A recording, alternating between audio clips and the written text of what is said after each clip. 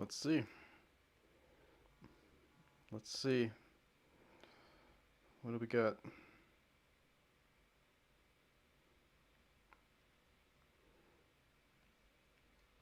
That's it.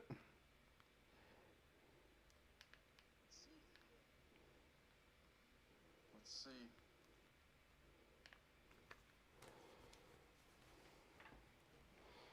Hey everyone, in today's live stream, we're going to try to fix this Sansui AU-717 integrated amplifier.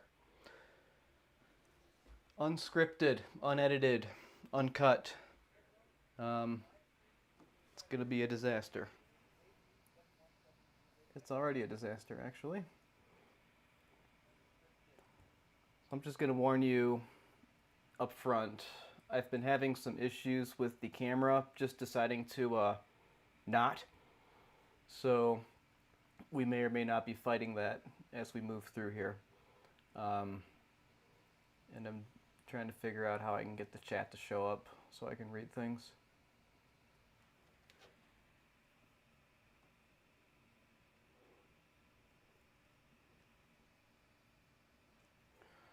All right, Ahmet, hello. Hope you're doing well. The pressure is indeed on. 480p? Probably. That's going to be something we're going to have to deal with, unfortunately. Hello, everybody. Thank you for stopping by. Okay. Can somebody say in the chat whether things are working or not? I would appreciate that.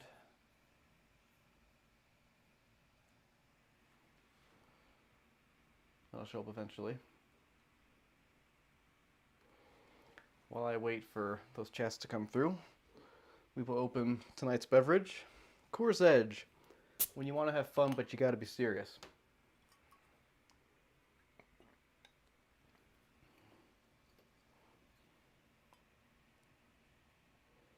Okay. People say it looks good. Let's get started.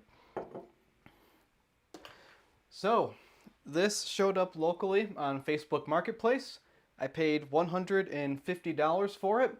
I actually had not heard of the AU-717, and turns out it's a big enough deal where Skylab's Audio will call this model out by name when talking about integrated amplifiers. I'm not certain which video that was. I do enjoy Skylab's Audio, that YouTube channel. I'm sure a number of you do as well. The analytics tell me that, whether you want it to or not. So this is a pretty serious amplifier. I believe it's 80 watts per channel. In fact, I have the service manual. Forgot to take that with me.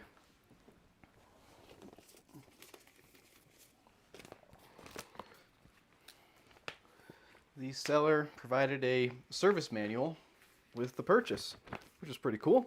It's always nice to have a paper copy of things. And of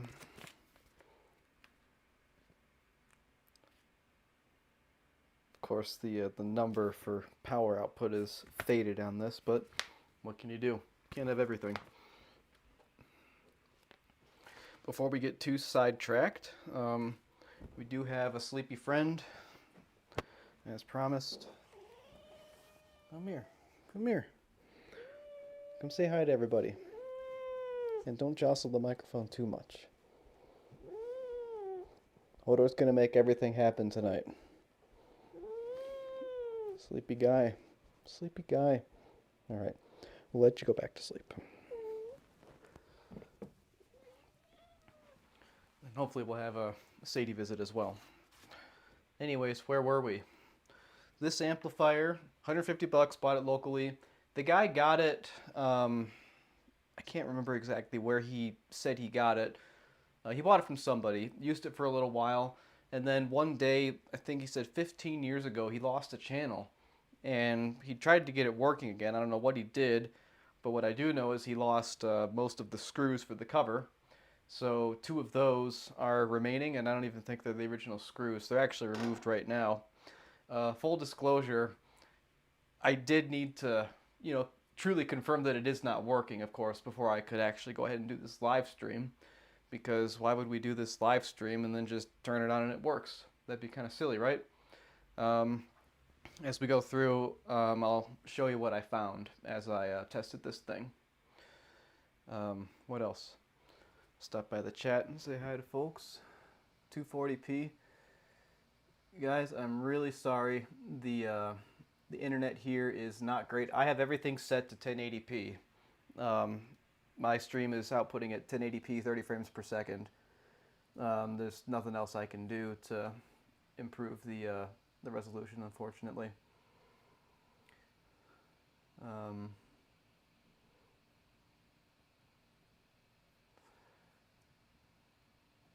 Scott, sounds like a grounding problem with your turntable. Audio and video are out of sync. I apologize.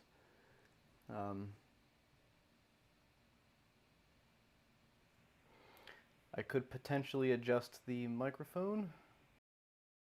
Let's mute. I can just move it closer to my mouth, I guess. Hopefully that's a little bit better. Yeah, I see the microphone coming into the yellow. One channel I really like is called Regular Car Reviews, and this moment right here reminds me of regular car reviews.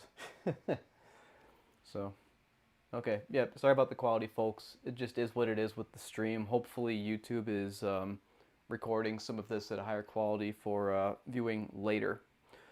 All right, let's take a look at this Sansui AU-717.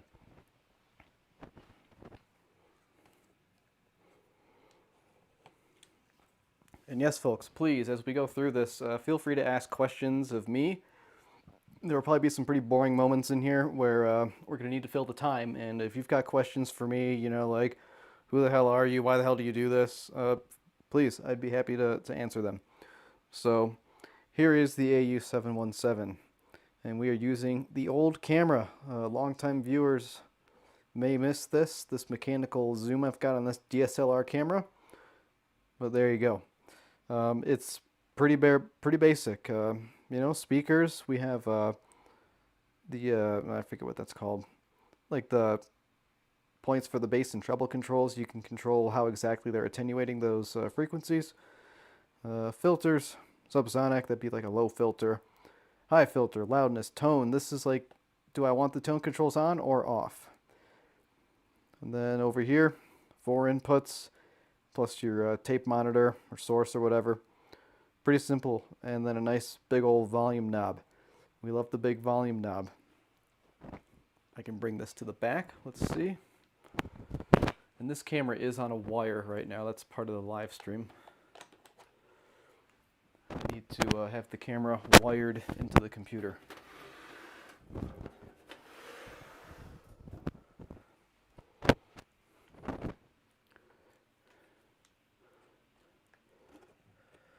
This amp is late 70s from what I understand. It is not quite 80s just yet. This is an amplifier from the golden age of Sansui audio equipment.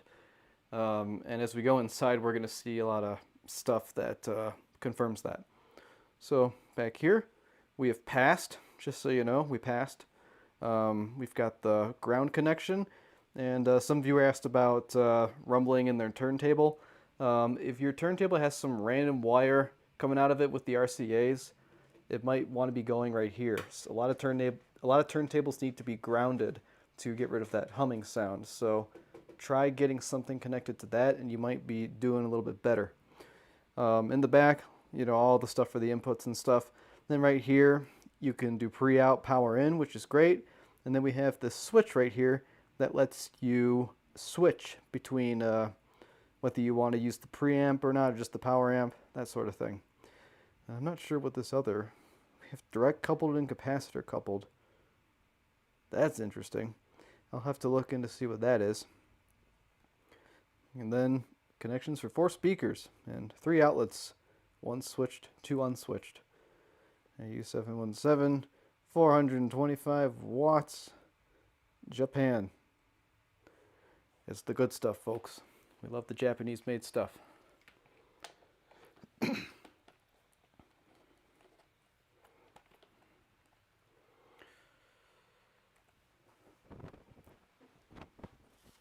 me get this turned around here. I have the cover screws removed already, so that makes my life easier. Makes the live stream go a little faster, because believe me, it'll slow down.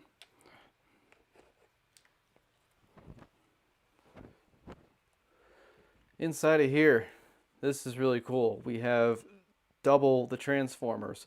So what this means is you have one transformer for each channel, and then each channel has its own set of filter capacitors as well, which is, you know, audiophile type stuff. That makes it so you have, like, you know, most amplifiers, they share one transformer, so you got each channel pulling from the same transformer.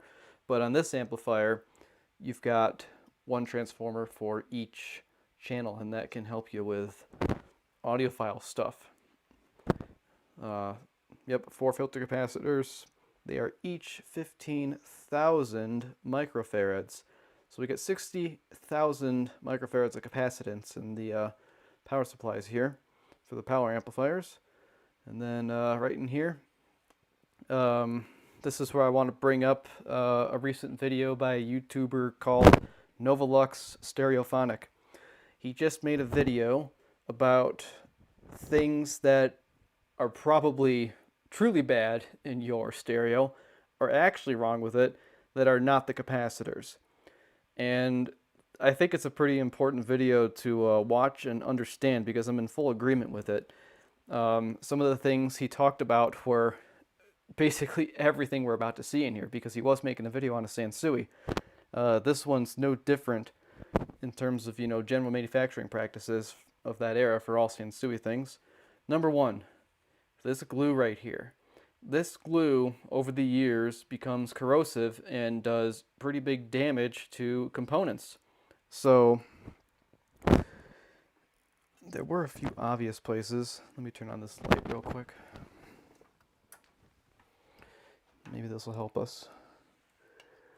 I'm looking for an obvious place where there was clearly corrosion as a result of this glue. I know I saw one.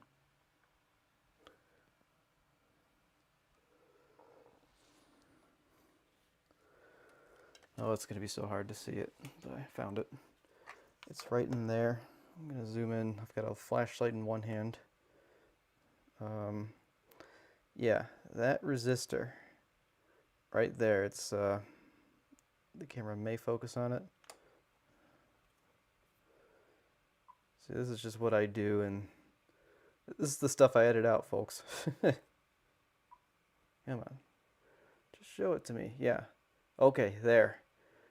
Got it right there. That is corrosion of that lead, and that is in the vicinity of glue that they used to keep the capacitors stable, keep them from moving around. Like these guys right here, they did not use glue, but as a result, you can kind of move it around like that. But over here, they did use glue because it's a much bigger capacitor, and that is probably tougher to see. Might look like a similar amount of movement just because of the size difference, but that is firmly on there for sure. So that's really bad thing number one. What else? Mic handling noise. Well, that's probably because it's too close to me. Thing number two is heat, and that is made obvious by right over there. Okay, I said thing number two. I don't remember what order he said it in. I'm really going off the seat of my pants here with my script. But you see that sleeve on that upper capacitor? That is a result of heat. What happens is it'll be located near a hot component, and then that'll start to shrink and kind of slide down the body of the capacitor there. So it doesn't mean the capacitor is bad, it just means it's been exposed to a bunch of heat.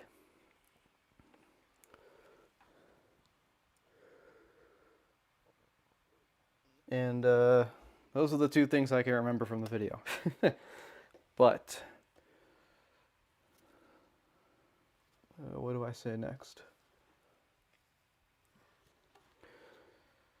Yeah, so it could be anything going on in here. We have a bad channel. I did confirm that, and I'll show you all in just a minute here. We're going to have to figure out what's going on with that bad channel. And hopefully we can do that by the end of the night here. I have no plan for when this will stop. The current plan is to just kind of go until I reach a point where I'm like, this is just completely unreasonable for me to continue like this, or if I hit a wall and I don't have to part. Yeah, so could go for another 4 hours. I don't know. Technology will actually, the camera battery will probably die by then, so I'll have to monitor that as well. All right, anyways, I think it's time to get some leads hooked up to here, speakers, get the scope running, and we're going to take a look at what's happening.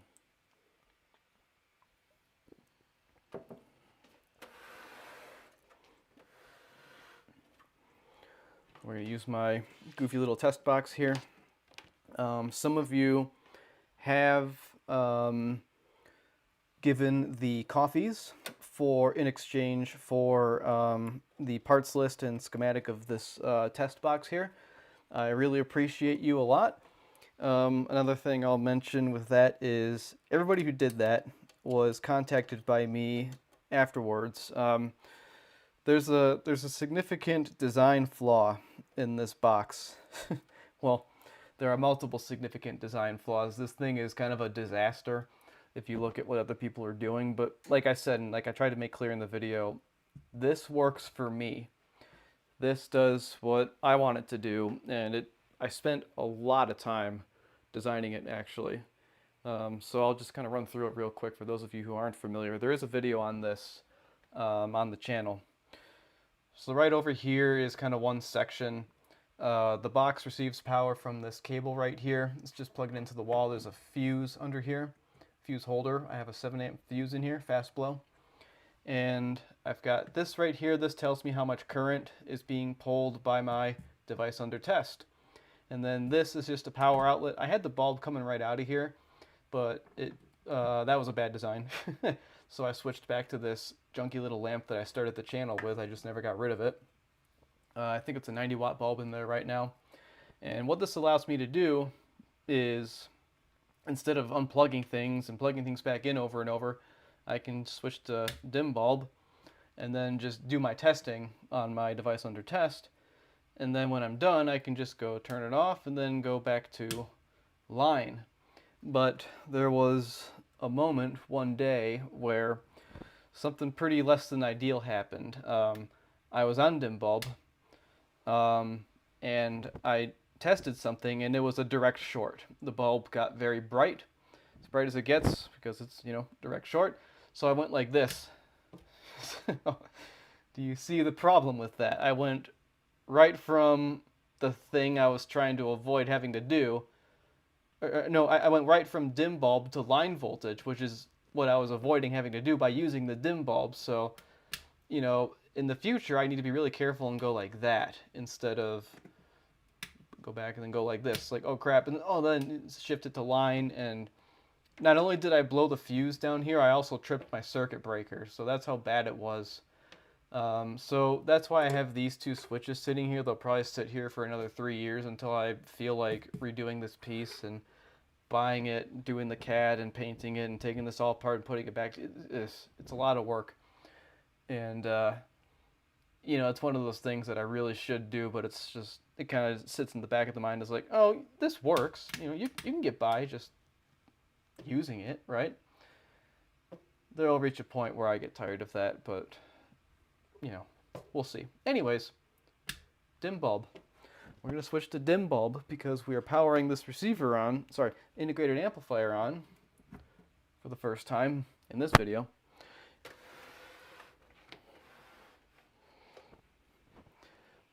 Now, I already did this.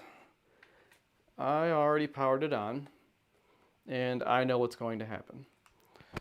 It's going to turn on, and the relay is going to click. I'm going to turn that light off so you can see more easily. I think it's all good. So this dim bulb will get pretty bright at first because, like I said, 60,000 microfarads of capacitance in here. That all needs to charge up. So here we go. Yep, decent. Then we'll listen. Wait for it. Hopefully that came through. That was the relay clicking. So what does that tell us? That tells us that the power amplifier is healthy enough to let the protection circuit say, yeah, you're good. I don't see any DC there. That's what the protection relay is for. It's sensing excessive DC, and it's also sensing excessive draw, something that could hurt the output transistors on the amplifier. So the protection circuit looked at the power amplifier channels and said, we're good to go. I like it.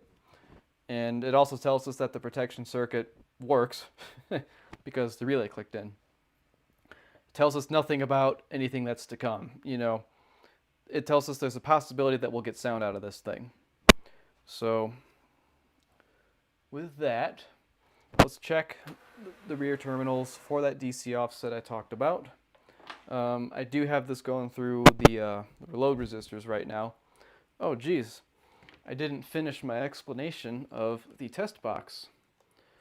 So that was section 1, was the dim bulb section. Section number 2 is the biggest design flaw, and I know this is bad and stupid, but this is the load resistor section. So what's a real pain is unplugging your test speakers and then plug it in your load resistors to do a power test or look at sine waves under a load, etc. What this allows me to do is just, you know, again, same switches over there. This is the off state. I can put the load resistors on each channel right here, and then when I'm done with that, I can just switch right up to speaker. I'm not doing that right now because we want to check the DC offset at the speaker terminals. And where are those load resistors, you ask? Well, they're inside of this box, and this box is steel and it's bolted to drywall, and load resistors get notoriously hot. So that is horrible design, but it's compact and I like it. Again, works for me. Doesn't need to work for everybody. And then if anybody else is going to use it, they need to understand how bad of a design it is, just like I do. What's everyone drinking tonight? Let's say hi in the comments. Hello, comments. Magic smoke? Not yet. All right.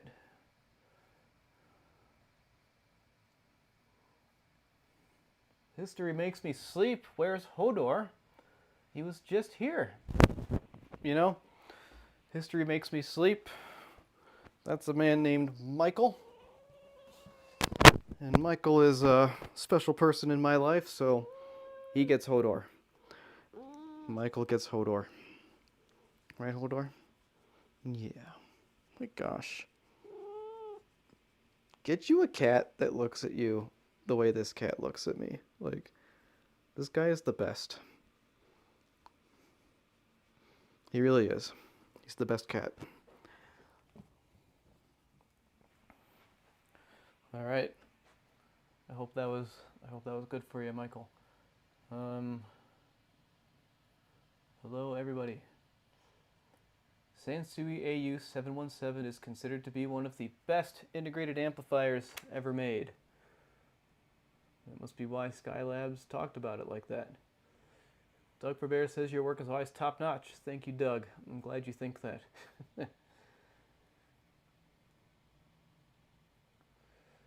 DCD Fire. Good source for obtaining service manuals is unfortunately hifiengine.com. That's all I know. It's an incredible resource if you've got an account, but I know they've been really, it's been tough to get an account with them, you know, and I don't know anything about that. I looked at trying to reach out to the webmaster or whatever for that site. You know, I would love to contribute in a way. Like, if it's a money problem, if that's what's keeping them from allowing people to get new accounts, if it's money, I'd be happy to contribute, but I know nothing of the specifics of that situation or why new accounts can't be made. So that is unfortunate. Yes, this amp is just like a Harman Kardon Duo. That's what the Duo means in the Harman Kardons.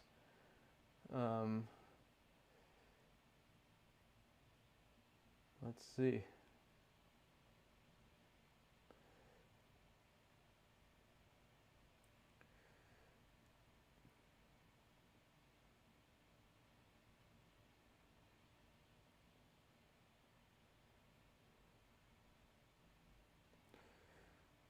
Oh, this one doesn't need a power wash that badly, James.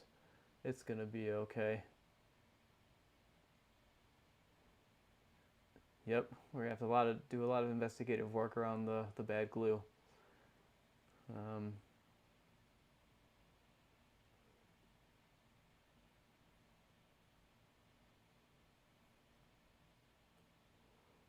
no power washing tonight. I'm sorry.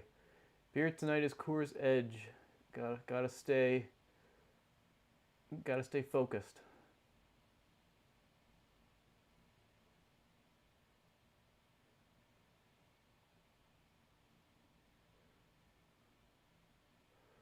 I will do my best to not blow myself up. And congratulations on your dim bulb tester, DCD Fire. Everybody needs to build a dim bulb tester.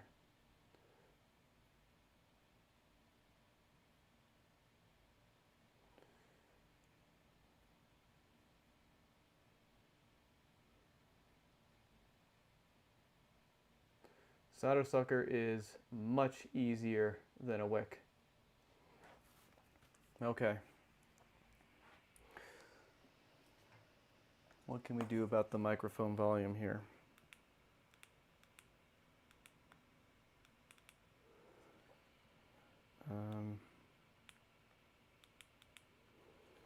I forget how to use this thing. There's a way to... Oh, it's these buttons. Okay, please tell me if this is a better microphone level. Is that better? I've got it set to 0 dB, so that's about as high as this thing will spit out the microphone.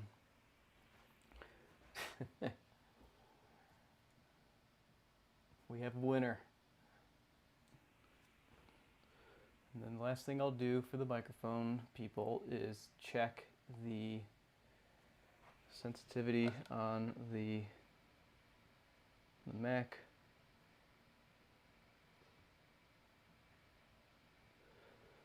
Yeah, I don't know why it's so quiet, folks.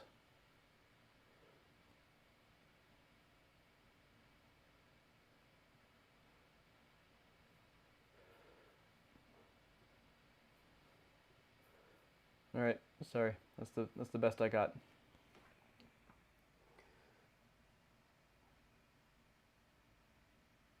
Okay, let's continue. Checking DC at the speaker terminals. The amplifier is still on. I see that in the stream. You can still see the bulb is lit there. So we are plugged in right here. These wires go right here, and then there's little spots where I can put my probe. So I'll just kind of go like that and see 11 millivolts on the left channel and 0 on the right channel, which, folks, I'm always suspicious of 0 volts DC offset on the right channel, or on any channel, sorry. Because what that means is there's always something, right? Especially an amp that's been sitting this long, there's always something. So if there's 0 after this thing's been sitting and it's, 50 years old, we've probably got some kind of power amplifier issue in the right channel. Because DC offset originates from the power amplifier. So with that, I will turn on the scope and we'll look at some waveforms coming through this thing.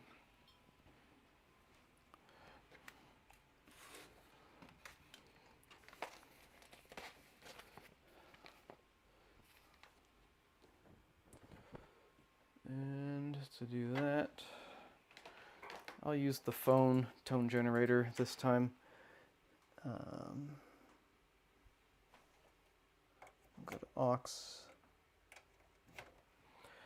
Alright, so this is a Samsung Galaxy S6 that became my cell phone in the year 2015, and it has been in airplane mode for about 6 years now, and it will never be taken out of airplane mode because the minute it does, it will explode, and probably not going to be a good situation, just because That's how out of date it is. All right, so I'll show you the scope here.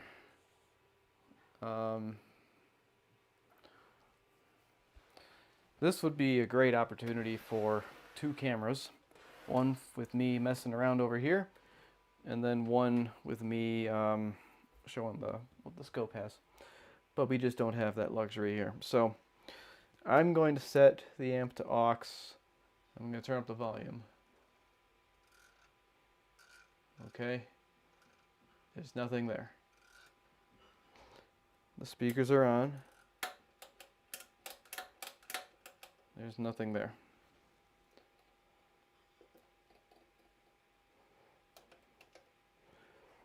I believe everything is set correctly. Tape is off, tape source.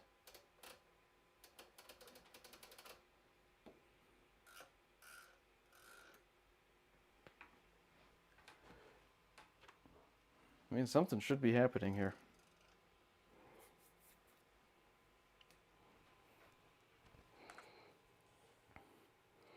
Okay, now this is the last thing I have to come clean about. When testing this, I got to this point, there was nothing, and oh wait a minute. Oh no, yeah. Sorry, I thought I had the sound turned off on the phone, and I may have, but still. Oh, okay. Yeah, so now we're back to getting whatever that is. So if I turn this volume all the way up, see, we can get something out of there. And that's pretty interesting. Let's see. How do we trigger off of channel 2?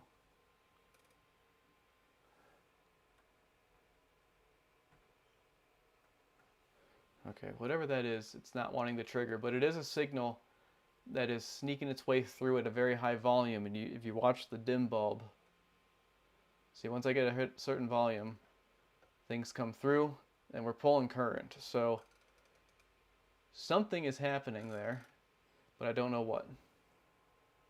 Anyways, what I was going to come clean about is there is a relay inside of here. And sometimes what you can do with relays is you can tap them and see if anything changes. Let me grab I need a professional tapping tool. This here Sharpie is what the professionals use. So it's down there. I'm just going to tap that. And last time I did that, I did get things to work on at least one channel. But that doesn't seem to be working this time.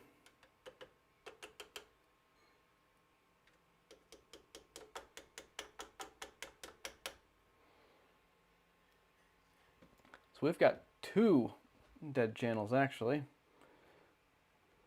Let's see. It could be dirty switches. That's something we'll definitely have to do at a certain point, is just clean all these switches so we can rule all of that out.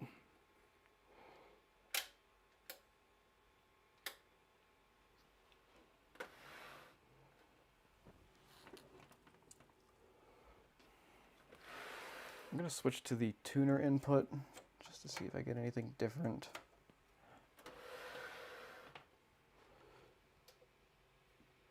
Okay, so we get something slightly different at the tuner input.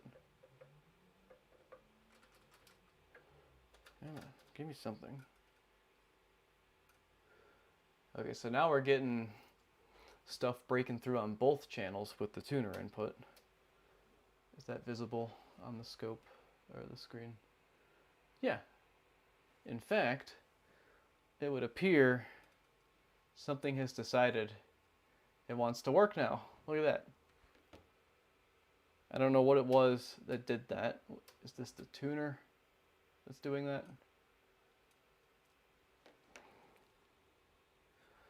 So there, we've got one channel working. And I'll just prove that real quick. I think it's the left. Let's see. There's what that's what's happening. That is copyright protected music. Let me go back to aux and try that again. Because if we don't have anything in aux, okay, yep, that tells us something right there. That's very, very telling. So we've got a preamp problem, and it's very likely this switch right here. It's unfortunately we can't get anything by even exercising it.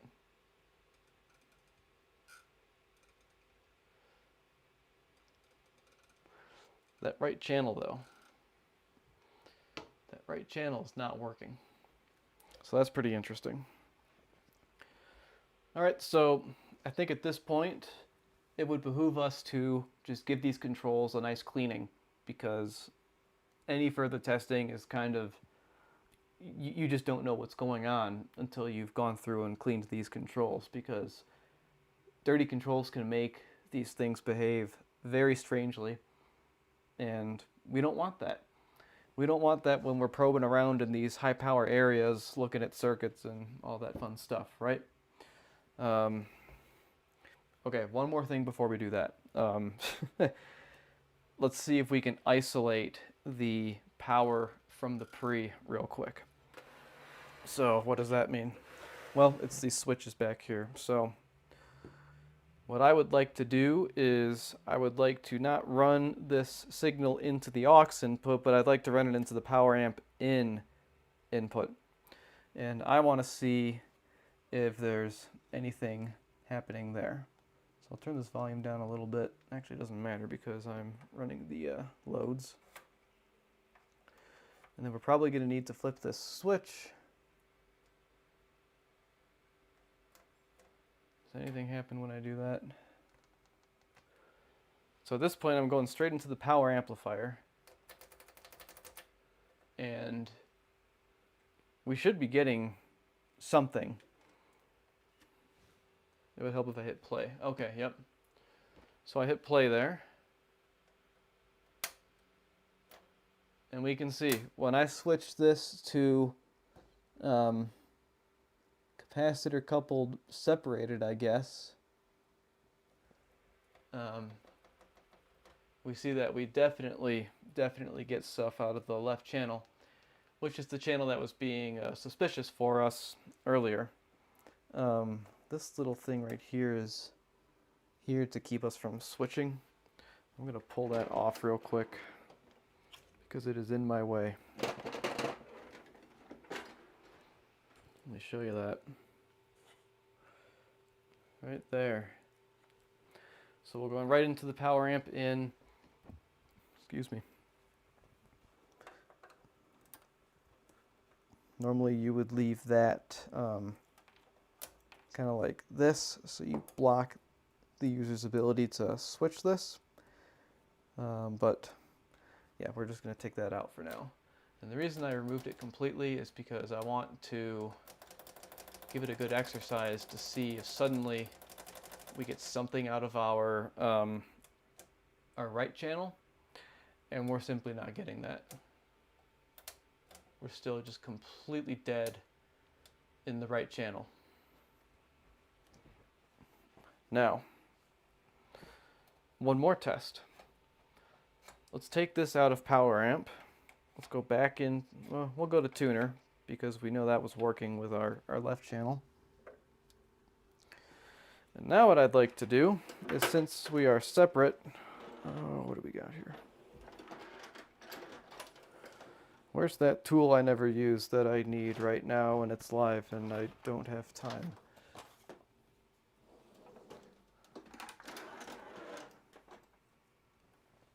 Shows you guys how organized I am. I think I know where it is.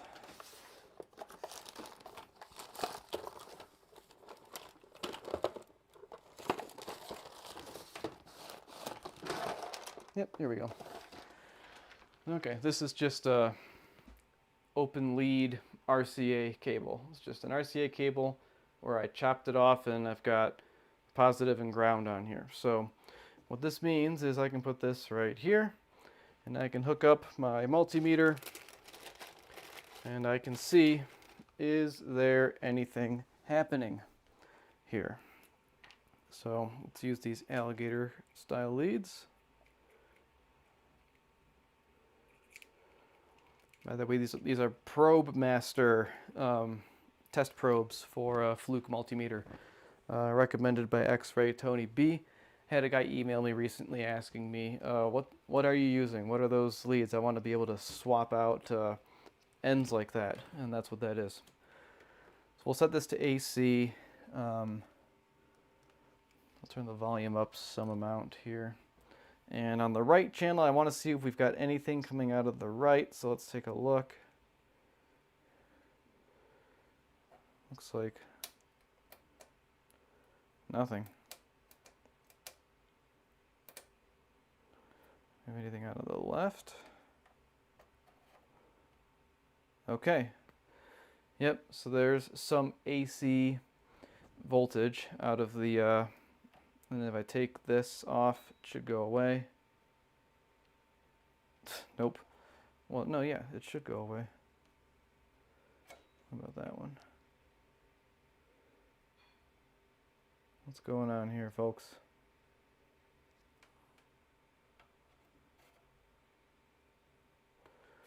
This is a job for a scope.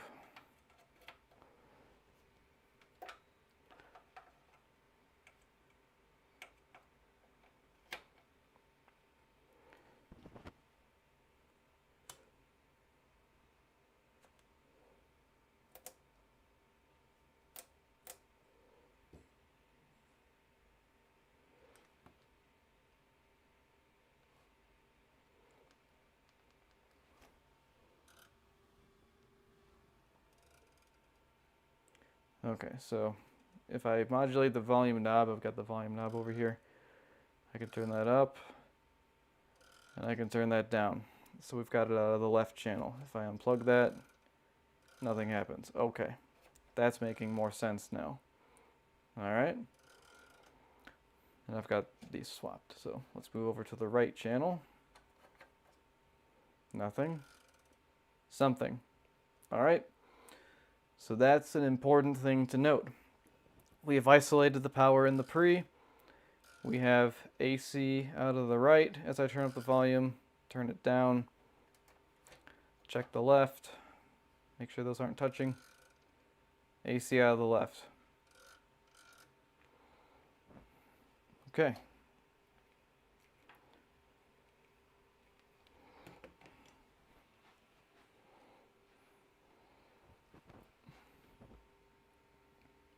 Come on.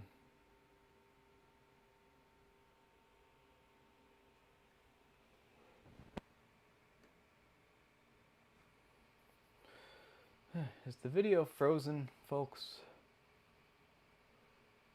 It's frozen on my end.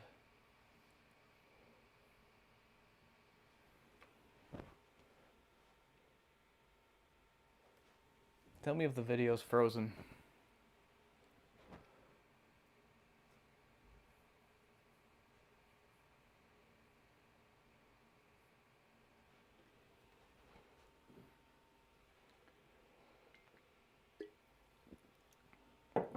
Okay, thank you. Let's restart the, I don't want to close that. Okay.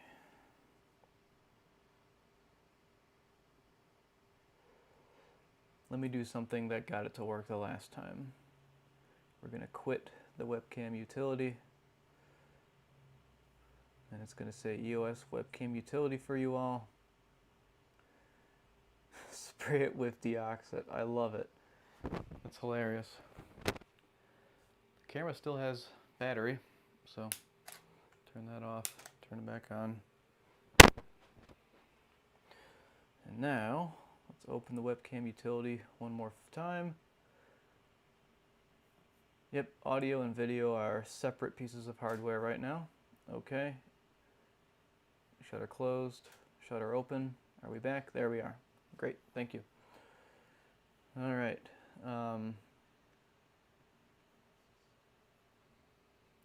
Do more live in the future. It's great fun. I'm glad you think so, Jerry, but I'm not sure how fun this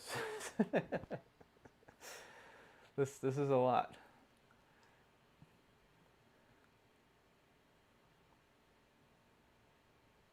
I can hear and understand everything you're saying. Great. Oh, fuse. Could be a fuse.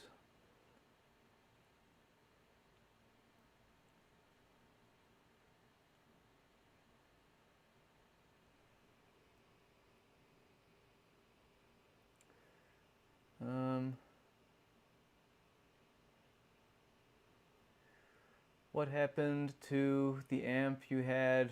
Titles The Amp from Hell. That is my daily driver. I use that to drive my Magnapan MG 3.6Rs. It does a pretty good job. Very high current, very powerful. Switch on the back is a big problem. Yes, it is. We will be sure to clean that as well as we get into the cleaning. Volume potentiometer. Well, we just proved that it's not the volume potentiometer for the right channel. Percussive maintenance. Yes, it didn't work, unfortunately. Hello, Terry. Yes, we do need a bigger hammer. I'll get the Super Sharpie next time. For some reason, a new channel has popped up. Novolux Stereophonic. Yes, he does know his sheets. I just talked about him earlier. History makes me sleep. No power washing. All right, we got a no power wash. He's getting what he wants tonight. He gets Hodor. He gets no power washing. Haven't watched Duality Repair.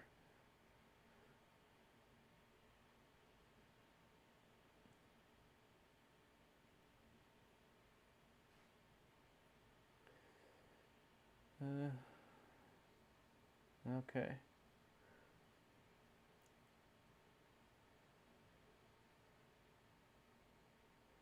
Thank you, Matt. I will keep going. Okay. Oh, don't tell me it froze again. Yeah, it did. No, this is ridiculous. No, it didn't. I'm sorry. I'm looking at the YouTube stream and not the OBS stream, which is the software that sends it out. All right, there we are. We're good. Okay. Thank you everybody for watching.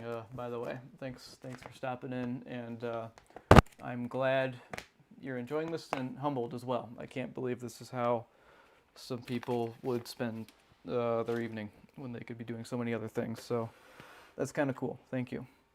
I'm glad you're here. So what did we just do here? We just diagnosed that the preamplifier is working. And the preamplifier is what has all those controls involved with it. So, you know, like bass, treble, volume, that's all preamp stuff. That's all happening right before the pre-out jack, which we just measured with our fancy tool here. Only the fanciest of tools here. We've got output out of that preamp, but despite that, you know, we had stuff going right into the power amp. And by the way, that right channel is the one with 0 millivolts DC offset. What could that be about? That is still not working. So the controls are probably okay, but I'm going to clean them anyways because that must be done on this, you know. We'll take this apart such that we can access that, that switch back there. Hopefully that's not too hard to do. Oh, what's going on here? Does this just come out? Wow, this guy really didn't put this back together. Wow. Okay, that's how many more screws I need to find, I guess. Great. Set that off to the side in a not so safe place. All right, controls time, and we want to clean controls with things turned off. So we'll turn it off, and we'll also unplug. So what next? What next? Looks like we've got this beautiful little shield here that is covering up what I suspect is the preamplifier components. No, I will not be zooming in on each fastener and showing it coming out for the live stream. Which, speaking of that sort of thing in a video, Mend It Mark just posted a new video today about a cassette deck. I started watching just the first 2 minutes or so, and I look forward to watching the rest of that video and seeing how he goes about getting that cassette deck back up and running. Is this all I need here? Yep, perfect. Oh yeah, wonderful, wonderful access to controls. This will be great. What's that, Hodor? What do you have to say? Wow. Are you having a good nap? All right, good. All right, kitty break. Kitty break. Let's show you kitty. There he is. Hodor. Hey, bud. You're on TV. You're on TV. All right, good kitty.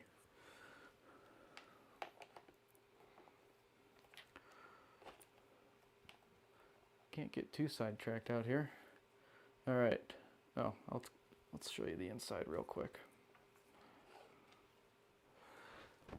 So I have a Pioneer SA-7100 that's basically the same thing. Like, it's got a cover right here, and then you take it off, and there's your controls and stuff. So we'll have to get in there. Potentiometers, blah, blah, blah. All kinds of good stuff. I'll try to show that the best I can. But yeah, we got to get this done before we can do any more valid testing. I guess one question here is the left channel going to work in aux after we clean the controls? Put your bets in the live chat. Let's see what people think. Is the clean controls going to fix that or not? I am missing the little black cap that goes on my negative lead there.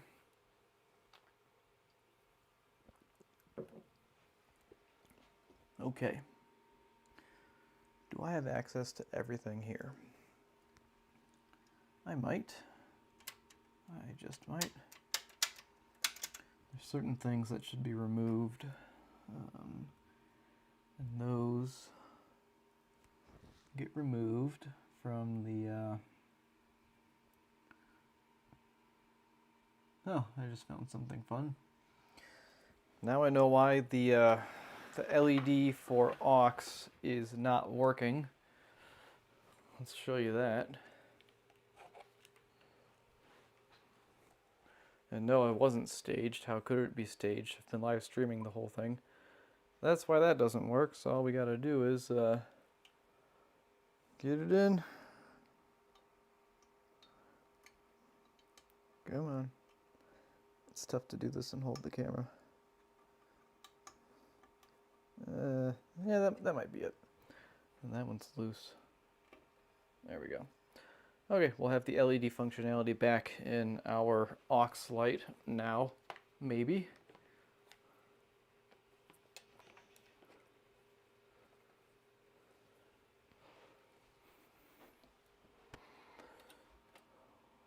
I think we need to take the faceplate off. That's these two right here, at least.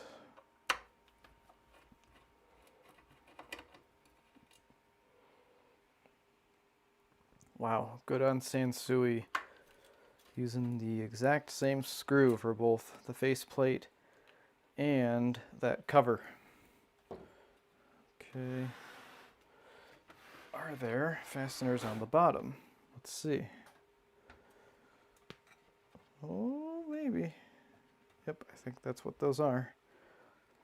And this is one of those faceplates where you don't need to take off the controls to get the faceplate off.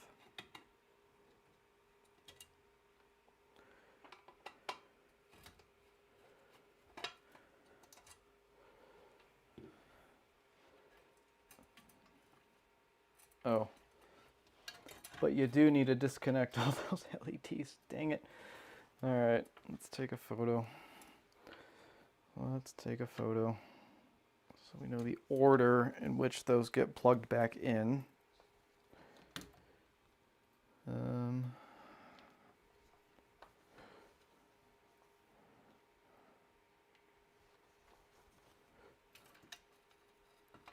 No, I need to unplug them first. I was too busy checking my phone.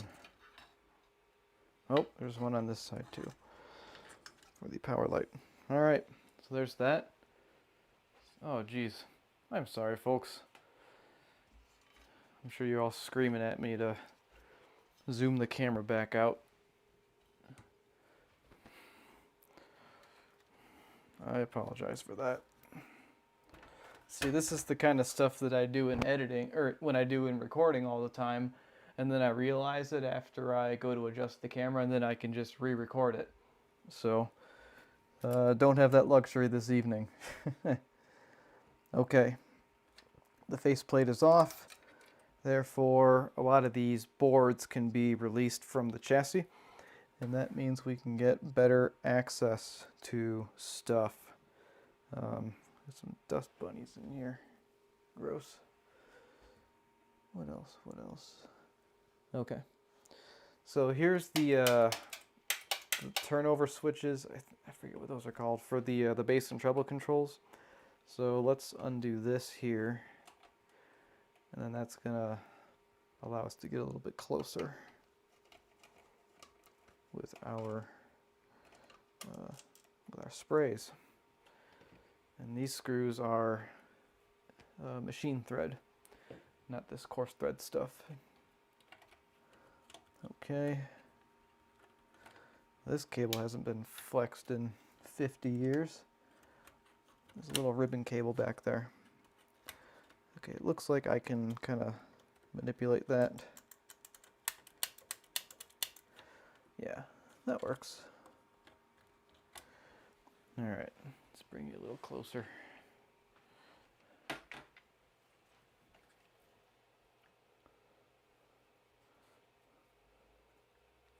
See, I keep going for the zoom adjustment on the like my new camera. So here's those buttons.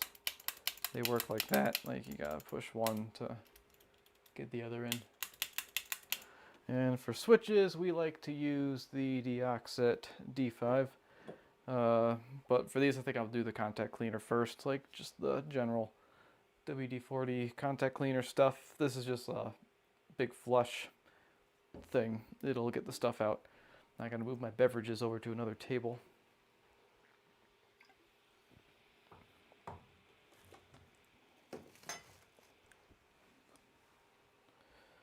Okay.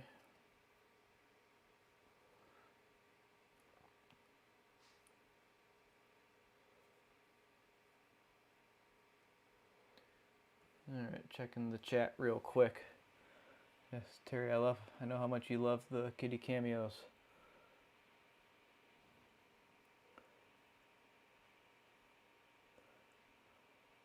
Okay. And for those of you who are joining now, my stream here is set to 1080p 30 frames per second. If you are receiving anything different, it's either your connection, but most likely it's probably my connection to the internet, which is not the greatest. So it uploads how it uploads, unfortunately. Tyler, welcome. Good to see you, Tyler. Say hi to Luke and Lisa for me, and Avery. And the dogs.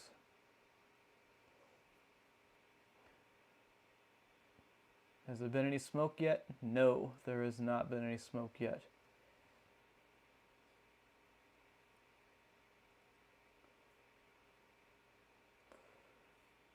Yep, we did get snow last month here in Montana. That is how it goes.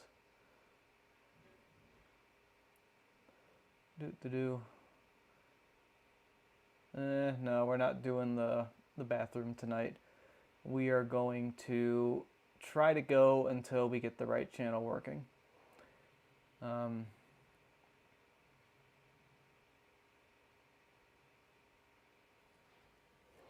Okay. I think I'm caught up. All right.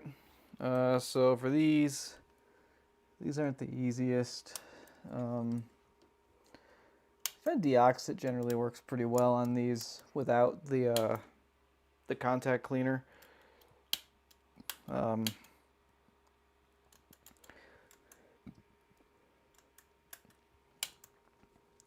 Oh, interesting.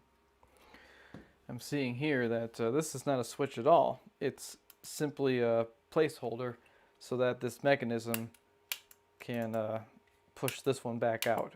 So this is the only switch we have right here, is this brown colored thing. So I don't know, I'll give it a little something. This isn't going to do much. There aren't really many access holes, but it will kind of slide through these openings here. It will kind of wick its way in. It's got a way of doing that. I'm not going to try too hard. Really, the proper way to get this cleaned is to take it apart. But that is not in the cards for us tonight, especially since we confirmed that the preamplifier is working out of both channels. It's a power amp problem that we have. We're just doing this to check all the boxes, you know, make sure we're doing this right. Okay, so there's that. Right here, we've got the bass and treble potentiometers. Those would probably benefit from being freed from the chassis. Let's see. Oh, aha, the set screw. It's a set screw knob. Don't want to pull that any harder. See, that's when you know it's quality, when it's got the set screws. Let's whip out the Harbor Freight Allen keys. Let's see what we got. Maybe, is that it? That doesn't feel very good, but I feel like the next one up is going to be too big.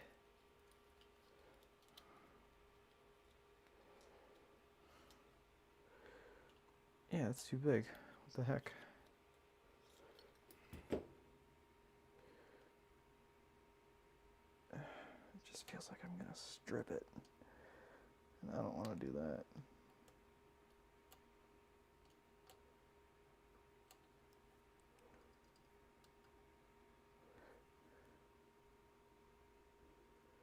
No, I guess I did not strip it.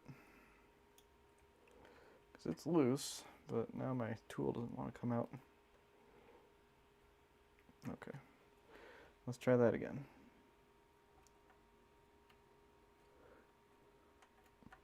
Come on. There we are. Set screw be gone.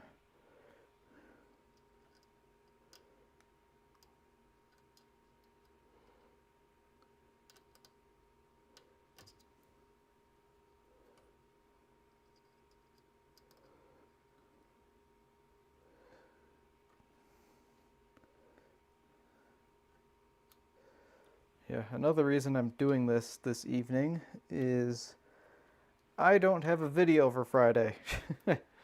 I've been trying pretty hard to put out a new video every other week this year with no interruptions. I think I took the middle of January off, and I have had a new video released every other week all year, minus the 1 week in January. And I've been pretty happy with that. However, this week I don't have anything, because the one that I was going to have ready, it's just taking a little too long, and I want it to be good. My last two videos have done exceptionally poorly. But if you're here watching, you probably saw that. You probably saw them. You may have enjoyed them, but they were not closely related to, you know, what we generally do on this channel, which is work on stuff like this. And, you know, like the iPad, like I just needed to do that. Like I'd been putting it off for years, and I just had to get that done. So I got that done. Oh, I understand what's happening now. You saw me struggling to get those off. Well, there's some nuts behind here. So I need to take off this entire panel here to get that off. That's what I was just fumbling with a bunch. Okay. There's that. And then taking this off will reveal those nuts. All right, I'll say it. These nuts. All right. What socket wants to mess with these nuts? Looks like the 10. Dang it! It's the 11.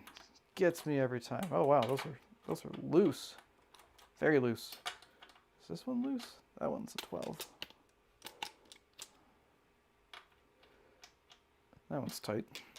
I wonder why these are so loose. But they're real dusty, so I don't think this has been out before.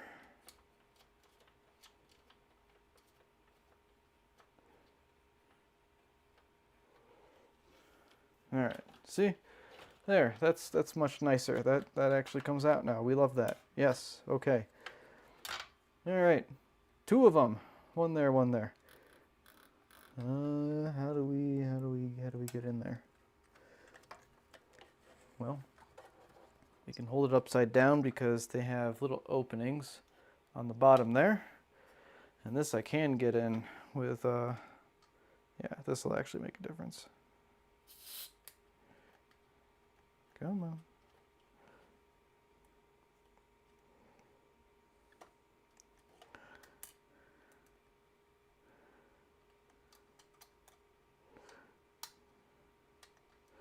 I need one of those like adapters to get the thing. Maybe I'm being too careful.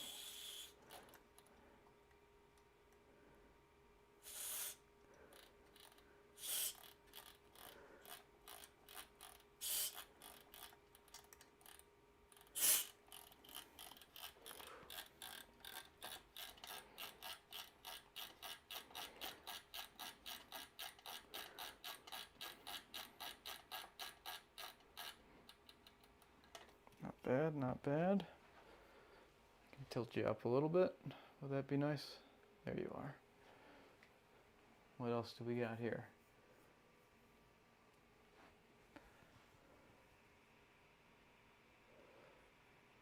Yup. Glad you liked the iPad video. I'm glad you liked the car stuff. But the algorithm does not.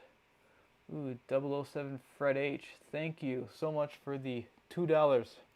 Very generous. I mean that. That is generous. None of you owe me anything.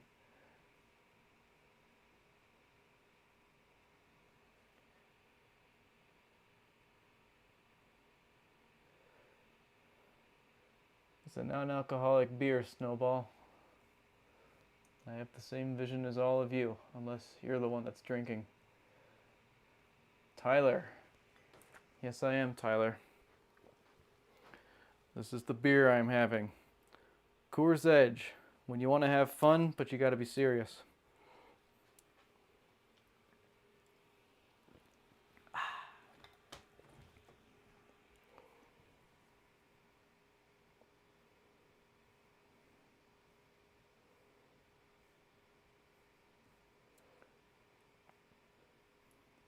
Okay.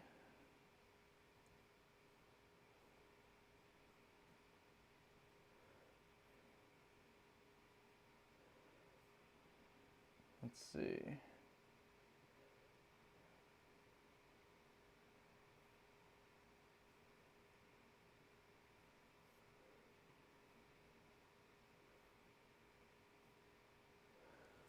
Sorry, folks, I'm reading all your comments.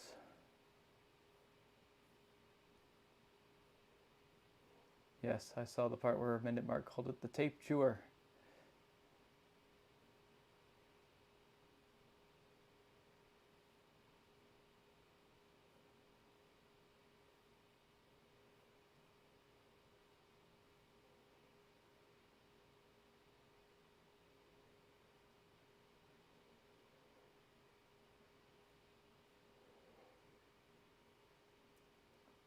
I don't know how the WD-40 contact cleaner responds to plastics. I would imagine it would respond how any no residue contact cleaner would respond to plastics like CRC.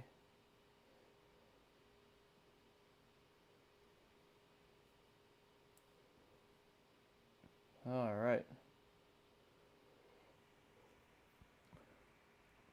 Never saw a bottle of Coors Edge. Wow. People don't know what Coors Edge is. All right. Coors is not sponsoring this video. Maybe this is a mountain area thing, but you know, I've looked around at the non-alcoholic beers a little bit, and this is definitely one of the best ones. It tastes a lot like a regular beer, honestly. I think it's pretty good. It's, you know, if you like to drink beer like I do, you know, sometimes you have things to do, and those things aren't done as efficiently with a beer, but you want a beer, but you want to do the thing efficiently, therefore you can drink something like a Coors Edge. So, yeah, no alcohol.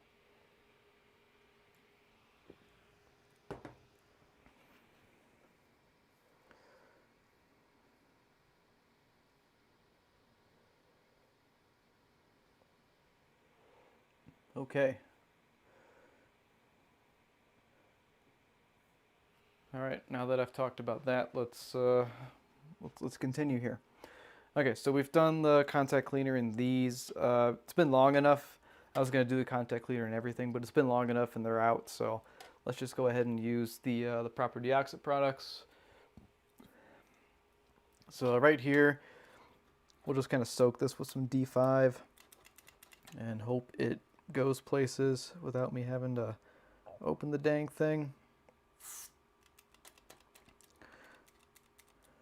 Let's see.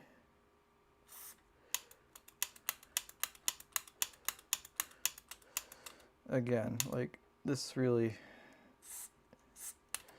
should be done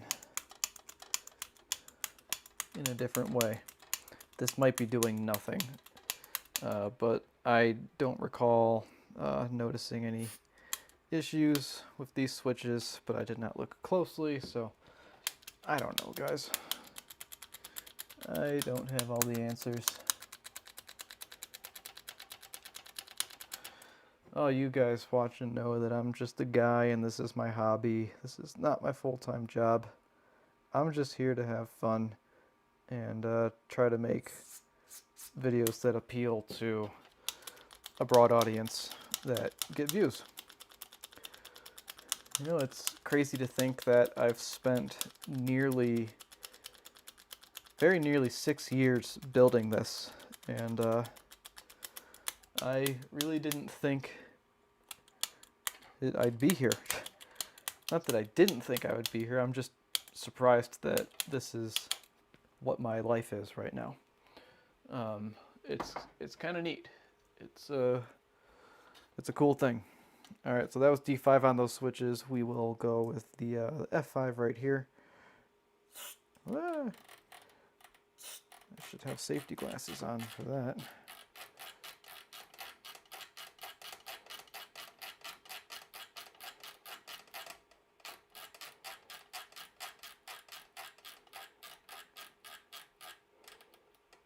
Of course, as I'm doing this, I run the risk that I break a lead or a wire inside of the unit, so hopefully that doesn't happen.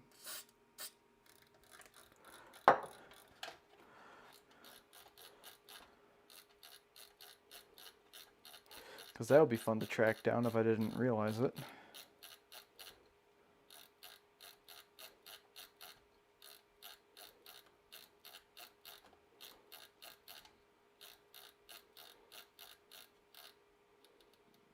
All right, let's get those back in.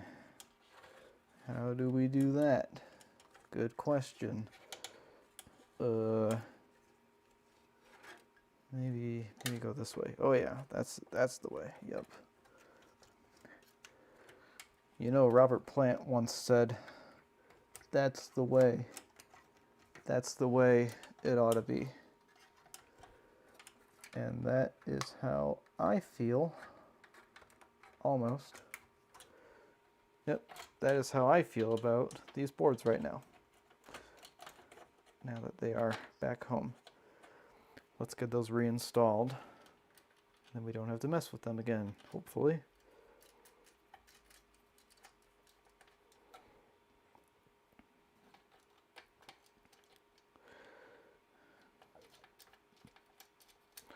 I apologize in advance to anybody watching this in the future looking to understand how to fix their Sansui AU-717. Because this is going to be painful to get through. Alright, I like to just hand tighten those with my hand on the socket. It's pretty easy that way. Okay, let's get this back in. There it goes. One more.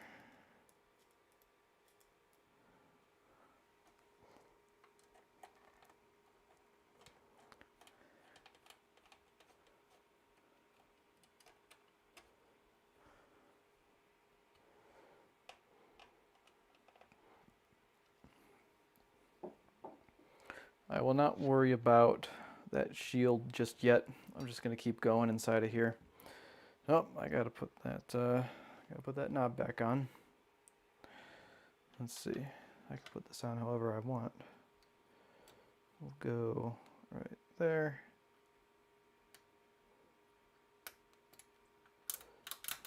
There. And now I can work the speaker selection switch. Let's turn that around. Maybe I can show you something.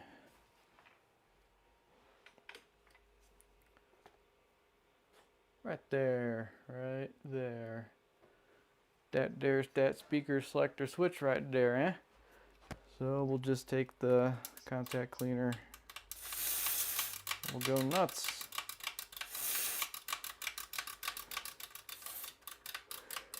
Are there contacts on both sides or just one? I don't know.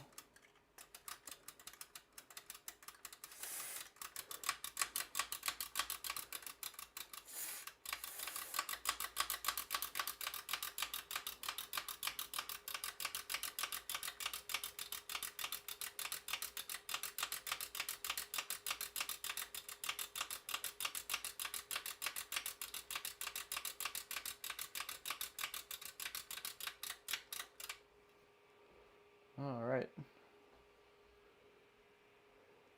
Yep, everybody's talking about Coors Edge. Cold brewed, highest quality water.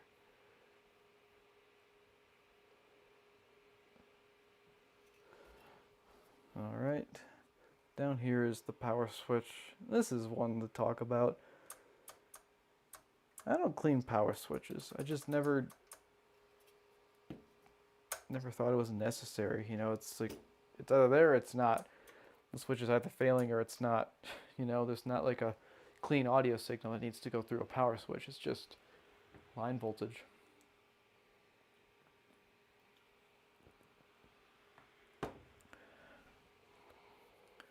How many are watching right now? 134. My goodness. Oh, 131. Okay, I get it. Sorry. 129. Well, I don't think I'll ask that again. Everybody keeps leaving. Okay. So that was done.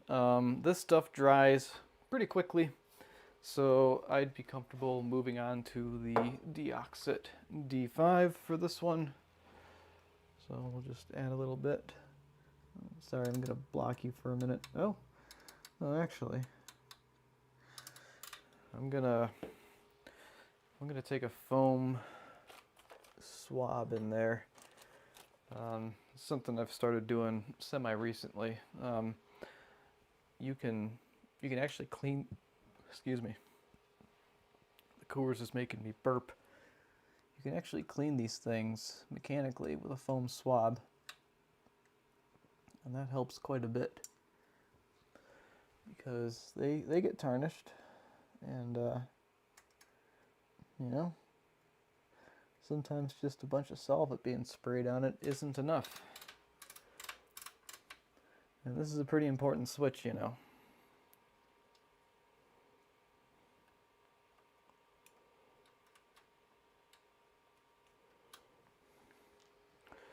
Okay. Put the D5 in there. I'll put a tiny bit on the little D10 back there too. Kind of a wasted D5 in a way, but I don't know, it's there.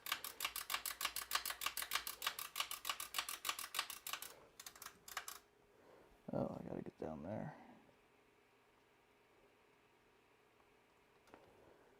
Yeah, that looks a little cleaner.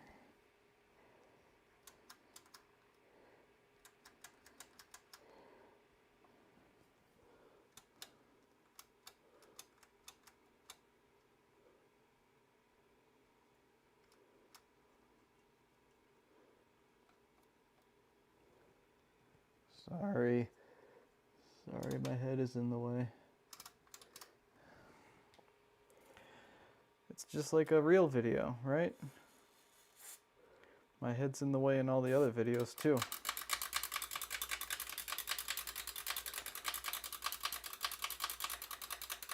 Alright, let's call that good. Moving on. Check out this volume potentiometer. That's kind of interesting. How the heck do you clean that? That looks complicated.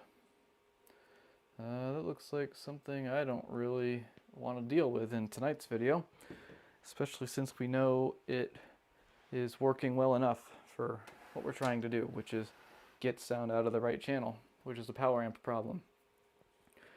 Down there we've got more switches that's got D5 written all over it. So I'll go ahead and, yeah, what do we got? Yeah, for those ones, there's going to be like a sliding thing underneath at the very base. So in theory, short of disassembly, if you just spray a bunch of this junk in there, it'll probably do something about it.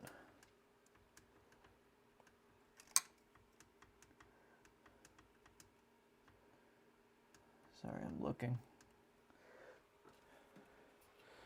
Yeah, I'd rather not be standing in front of you all. Let's see if we can come up with a compromise here.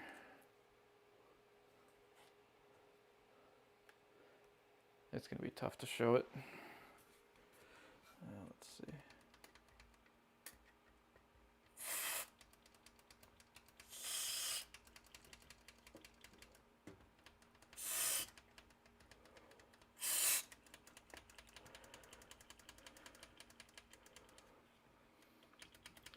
There we go.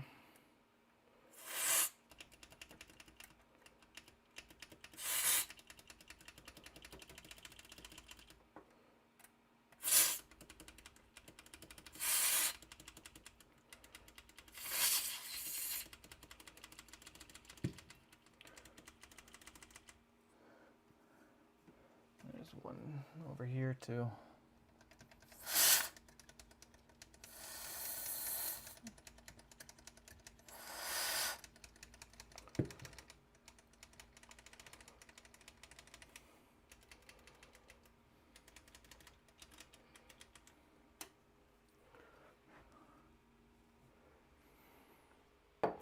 We'll try and let that dry out for a minute. There are some more push button switches right here. This is all tape monitor stuff, so I'm pretty concerned about it. I want oh come on. You're gonna make me remove this whole thing just to get to that one little screw right there. You couldn't just give me a little relief hole, Sansui. You just couldn't do it, huh? Okay. Yeah, because if I do that, I'm going to snap that shaft right off. Don't want that.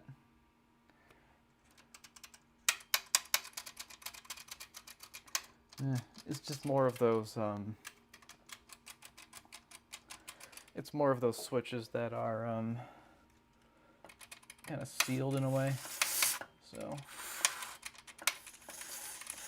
I'm just going to do this with them. And I'm not going to bother.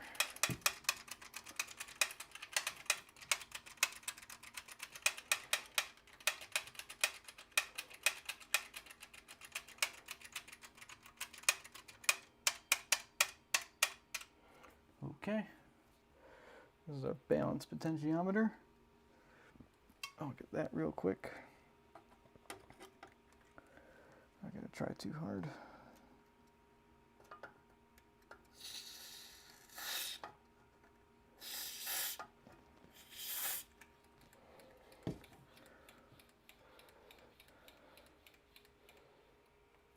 All right,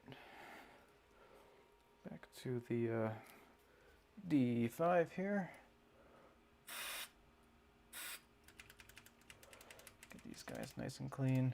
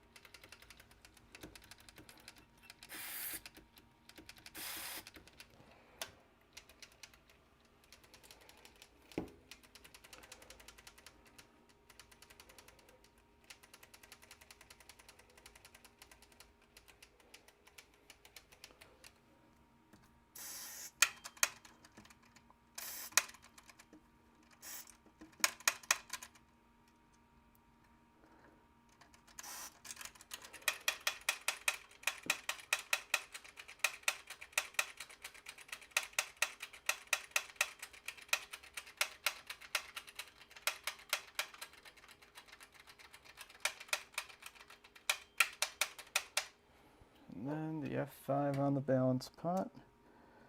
If I can sneak it in there. I think I got it. Yeah, that should be all right. I can feel it in there.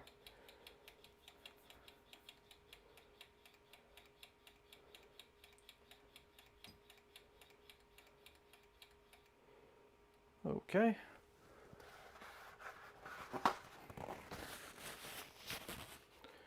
All right, somebody give me a prompt. I can't just stand there and not talk. I gotta have something to talk about. Okay.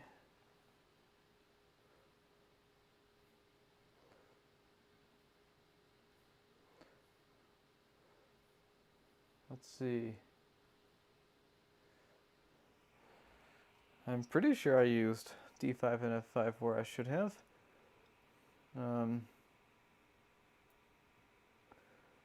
Let's see.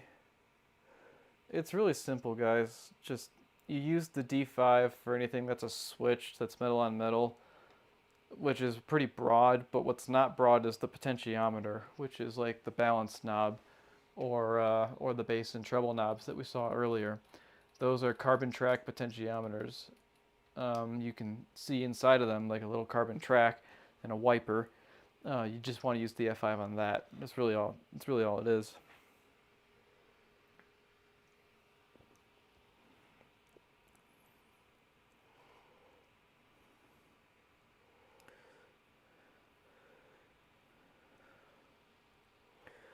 I can use as much as I want Car GX. I got a $2 super thanks from somebody. That's like a little over 10% of the cost of one can, you know. Do not touch that volume control. Okay. I'm fine with that.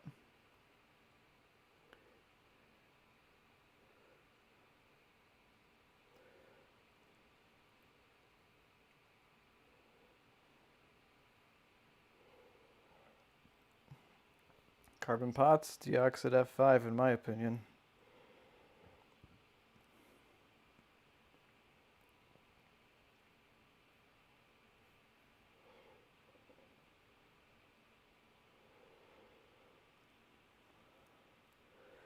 We will not be using any glue tonight, unfortunately.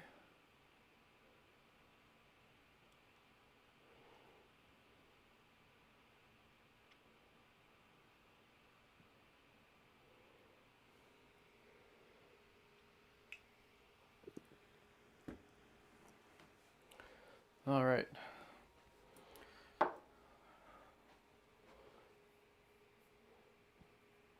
No prompts, huh? Okay. That's fine. That's fine. I'll just not talk. It's okay, guys. All right, so we did all of that. Now we got these two, and these two are strange. They're actually on this board back here. You can see this shaft. It's going all the way back, and there's a real goofy type of switch back here that is notorious for going bad and really, really, truly should be taken apart probably. But I don't want to in this video. So we'll just have to spray stuff in there and hope it brings our aux back. And I'd like to see if maybe we can kind of tilt that board out to get better access to those.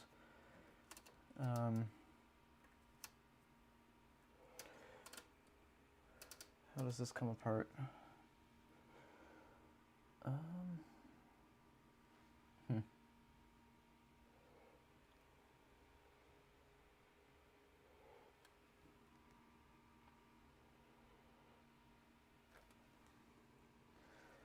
It's interesting. I'm not seeing how this shaft is going to come off. It's interesting.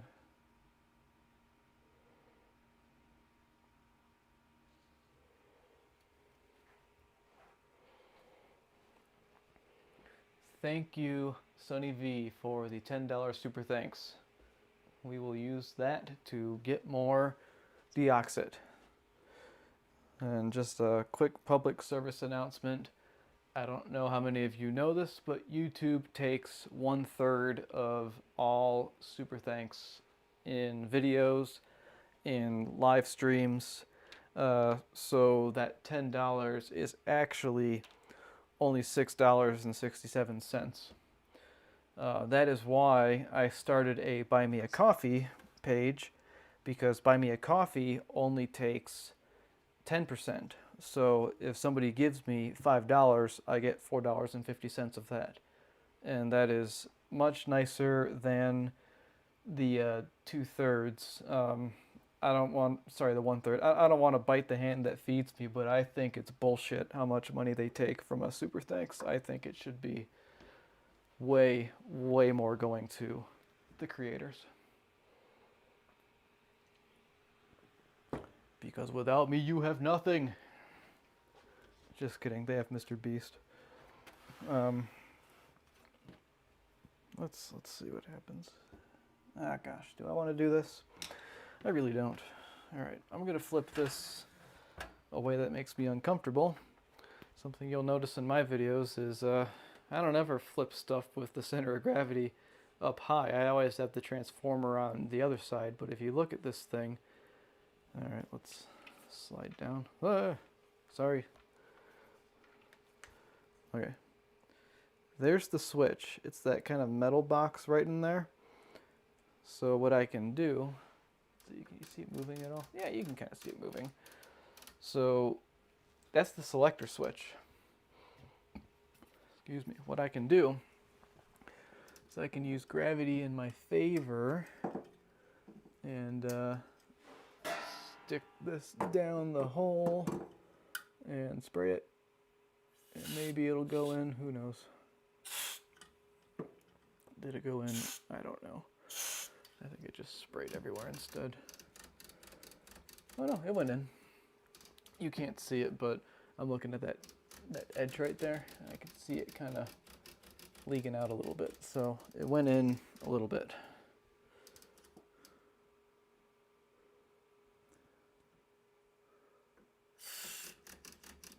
At least a little bit.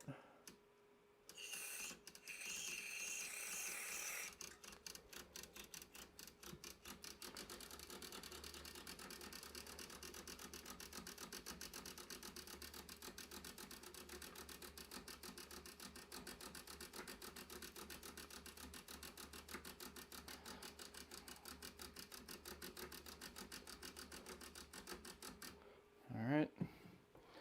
And then this is going to be another metal on metal switch. So there's no carbon inside of this. There's just little tiny metal thingies. You've seen Mendit Mark do this plenty of times. Like he deconstructs a switch like this. There's these little tiny wafer guys and they slide along the track and they complete the circuits between these metal things that are sticking up like that. And you'll take those little things that are sliding across them and you'll rub them on a little sticky note soaked in this stuff. So like, again, this is not the right way to do this, but tonight it's the way we're doing this. In a future video,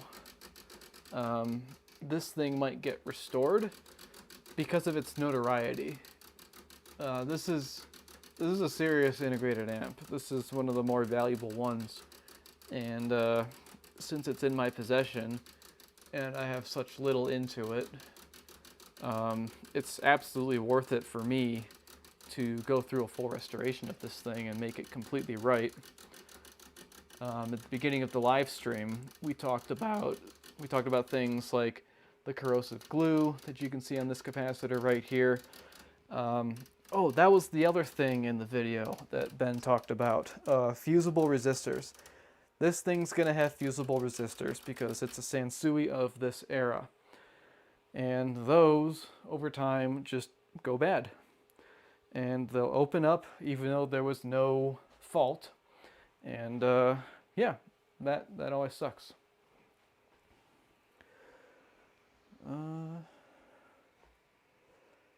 Let's see.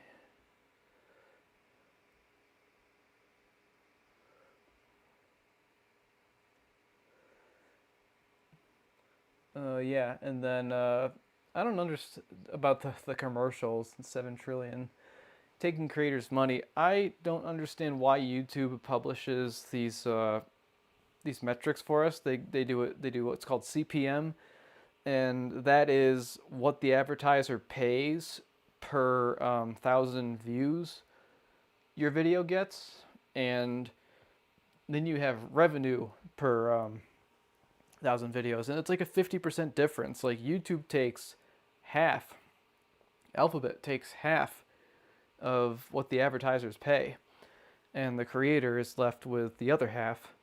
So by that metric, they're actually being kind of generous, giving you 2/3 of a super thank, I guess. But yeah, I don't know.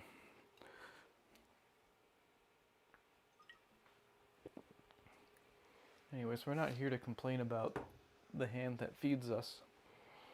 We're here to make this thing work. Okay, so with that, we're not done yet. We still have the switch back here to clean, and that is pretty easily accessible. If I bring you up, I think you'll have a good view of it. Whoops. Yeah, right in there. There's the switch right there. So what I can do is I can sneak the contact cleaner in there, just like so. Can you even see? I don't know. We'll just stick it in there and just go wah.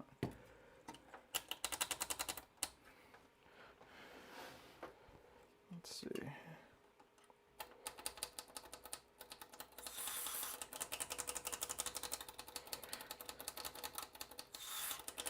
And this is absolutely a switch we want working well.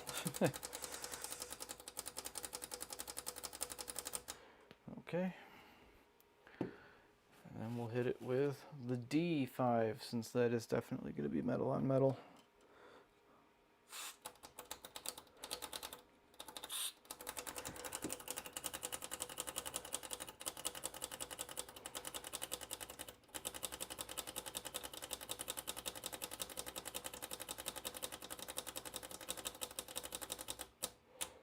All right.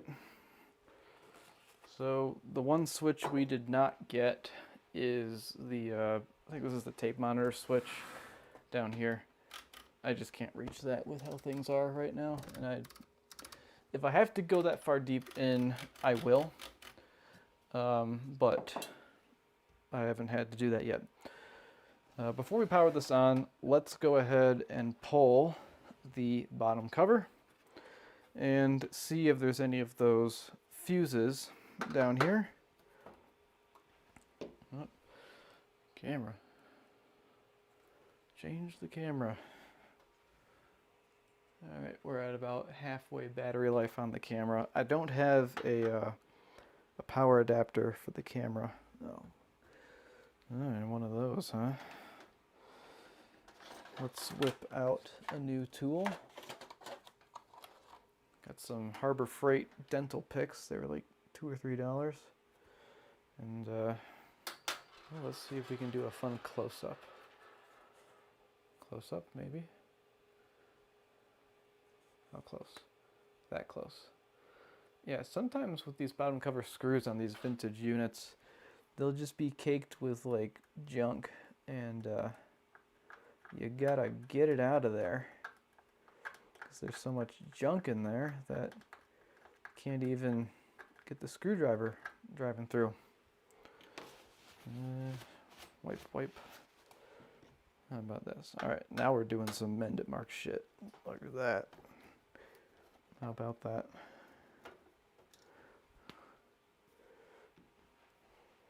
I don't think any of the others had that problem.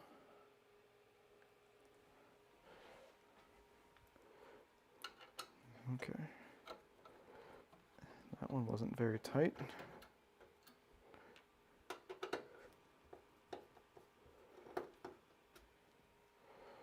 Let's see, I wish I could read the chat from there, but I can't.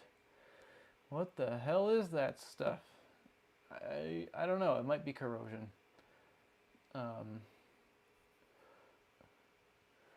Roscoe Verdon, thank you so much for the $10.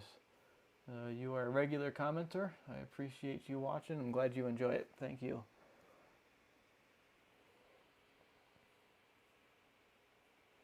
We have not checked any electrolytic capacitors yet. We are not quite there.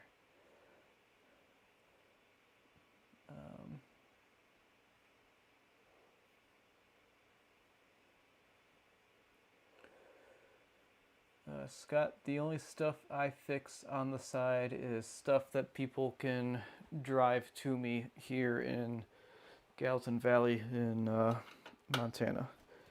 I take absolutely no ship-in work. It is only local stuff. And there are no exceptions to that.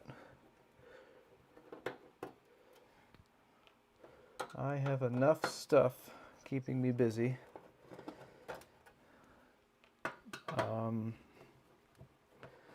Because again, like, this is just a hobby. This is not a full-time gig of mine. There are folks on this platform, YouTube, that do this full-time. And I respect the heck out of those guys. I admire them a lot. You know, Matt and Ben come to mind. That would be Novolux and Shucksan Audio. But they are not taking work right now. Ben, he's completely local. He doesn't do shipping anymore. Matt was, but he's booked until he's a year and a half out. Like, that's how high the demand is. And I know that because he told me. All right, we're gonna check these fuses. That works. That works. Okay, so the fuses that are visible down here are fine. These capacitors all look okay. If there were truly a problem with one of these capacitors, the filter capacitors, I'm not sure we would have gotten a relay click.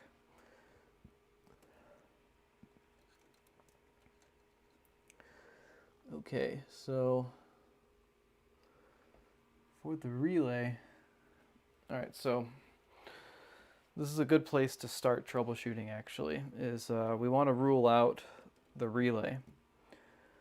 Do I have one of those? Maybe. Let me check real quick. Let's see. Do I have one of those relays? Oh. Yeah, I think I do. This one's even better. Oh wait, nope, that's the wrong form factor. This is the wrong form factor. And this is not high enough current, I don't think.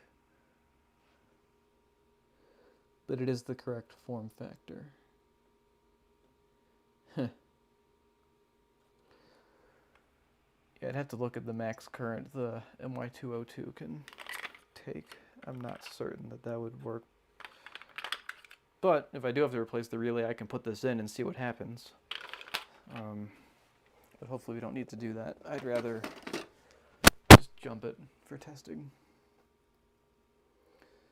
Okay, anyways, actually I'm going to pull that relay back out because let's talk about this. So I don't know how many of you have looked at the relay closely, and we're going to talk about why this is so important. So that right there is just a relay. Let me get the camera stable. This is a relay. It is normally, well, it could be normally open or it could be normally closed, depending on how you wire it. So the way this works is you've got a coil back here. You can see right there, you're going to put a voltage drop, or you're going to want to drop across these two terminals in the back here, and that's going to energize this coil, which creates a magnetic field which pulls in this little thing right here. Now you can see this little contact right here, it's on this pin. But the minute this gets energized, suddenly this little thing that's sticking down, it's going to be in contact with the second one from the left there. Is that any easier to see? But then what's this third one, the second one from the right? Well, this is our signal. I guess either one could be the signal, but however you want to wire it, this is your common right here. And it's soldered to this little wire, and this wire goes up to the top. And then you've got that little thing coming down, and then it goes, it can either touch that one or it can either touch that one. So the way this protection circuit works is it's going to pull this thing in when everything's okay. But when it's not, it's going to make it so that this bar is coming down, it's making contact with this outside one, and this outside one is connected to nothing in the unit. But this one is connected to your speakers. So your speakers get this one, but when something's wrong, it'll just go to that one. And that's exactly how Sansui has done it. You can look right at it in the amp there. So there's those contacts I was just showing you. So there's your coil. Voltage drop across there energizes the coil. And then what's coming off of the power amplifier is at these guys right here, and then it comes and makes contact with that bar that you saw goes between these two. You can see this one up top, that's not connected to anything. It's connected to nothing because it wants the power amp signal to go nowhere when the power amp is misbehaving or being defective. And then this is what's going right to your speaker terminal. Maybe I didn't say that clearly. This is coming right off of your power amplifier, and this one's going right off to your speaker terminal. So why do we care about all of that right now? Well, if I see audio right there, but I don't see it right there, and I know the relay is clicked in, well, then that tells me my relay is defective. If I see nothing at both of those, then that tells me I have an issue elsewhere in the power amplifier.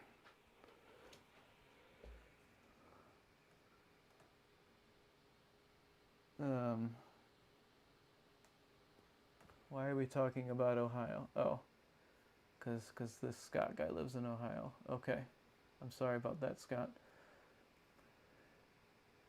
I say that because I'm from Michigan, and I can say that.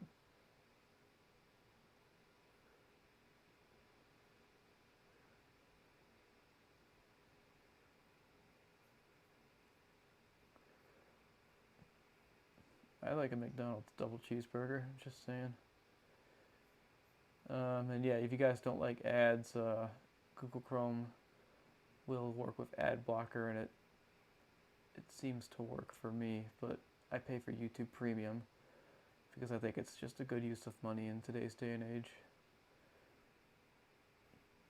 And then I can claim it on my tax return as a business expense because watching YouTube, believe it or not, is actually a part of being a YouTuber. You need to know what other people are doing so you can stay relevant.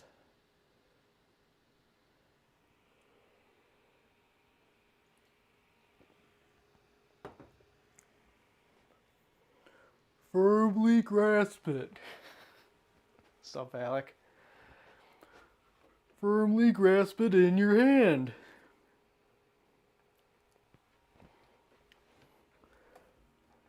SpongeBob, anybody? All right. So, I think we're ready to power on. But what I'm going to do first is just kind of, let's just bring it back to how we had it real quick in that other state and see if we can get the same behavior out of it again. So what that means is speakers plugged in, we're on the loads, our scope is still on. We're going to connect the power amplifier and preamplifier. We won't have indicator LEDs, unfortunately, but we will stay on the dim bulb, and hopefully that keeps us safe. We will need to plug this unit back into the wall, not the wall, the dim bulb, the test box. Let's see, yep. Oh, I'm sorry. I should have shown you the bulb lighting up. It lit up, trust me. Okay. Oh, that's why it looks weird. Gotta raise up. Okay, so now we've got that in view.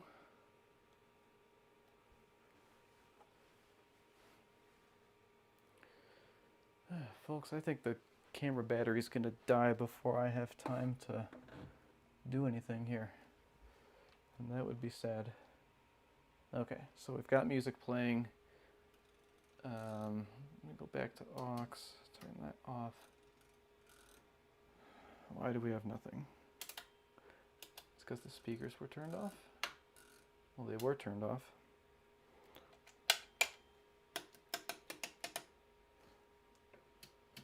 Does aux just still not work? That's probably what's going on.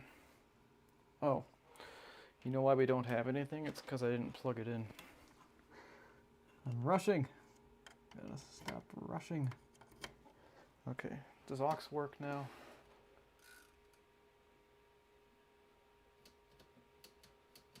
Maybe.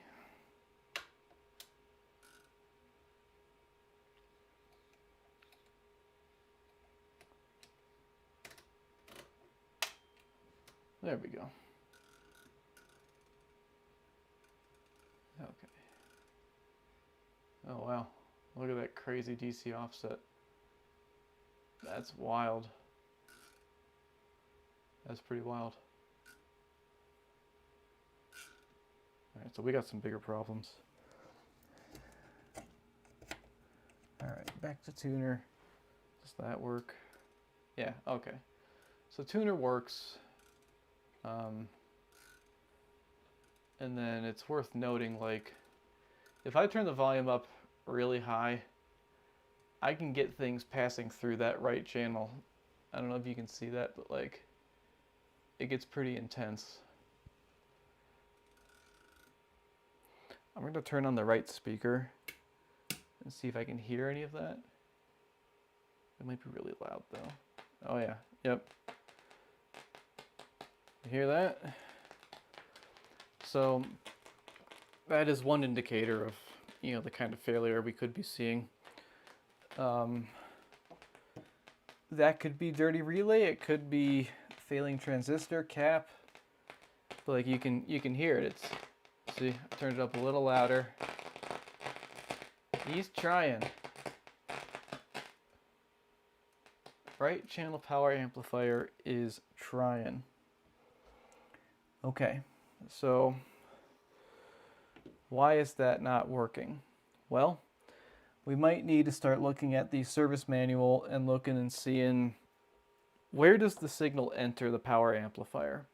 And then can we put our multimeter up to there and see if there's music at the entry point. But there is, because we just heard it. So stuff is trying to get to the end. There is mostly a connection. There's just something going wrong. So let's do that relay check I was talking about. And we are turned on here. So what do we got? I have the balance turned all the way. All right, now we're back even. So this is the speaker output. Oh, it got too low. You all can't see the scope. There. Is this any better? Nope, that's worse. Okay. That's about as good as it'll get. Oh. Can I...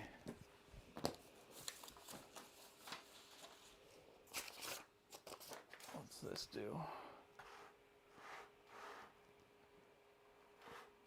It's just not enough. Sorry. You're just gonna have to deal with it. So, what I'm trying to say here is, when I put my multimeter up to the relay, I should see some AC happening at it, right?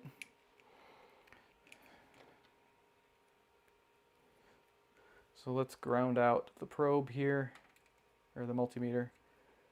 This is all painted, so where's a good ground? Maybe the ground lug on the back here. How do I get to that? This ground lug is just too nice. My thing's... Okay, that works. Alright, so we're grounded. And we're going to look at that relay. I'll flip this back down again. Of course, being mindful of the fact that this is hot and we don't want to shock ourselves. All right, so let's just check the relay. Let's see if this is a relay problem or not. So that's nothing. All right, so right here, this is, that's something. So if I turn the volume down, oh, is it something?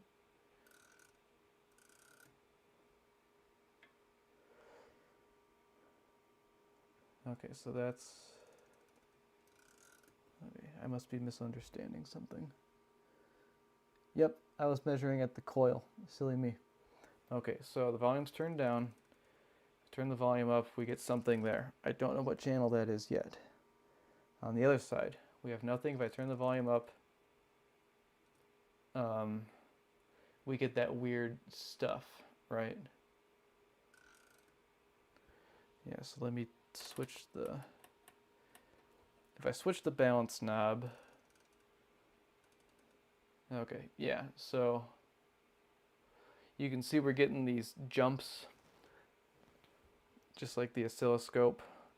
If I bring this down, like you can kind of see that bar meter kind of going, we're getting little jumps there. And then if I go to the other channel. I'll turn the valence back up. See, that's the working channel. We're getting like, you know, 3 or 4 volts right there. But then this is going to be our right channel, getting barely anything. And if I turn the volume down a little bit more, soon we'll get nothing out of here. Yep, there's nothing, but the volume's still up. And I'll show you the left channel there. I'm getting music out of there. So we've just ruled out that it is not the relay. The relay is working as intended.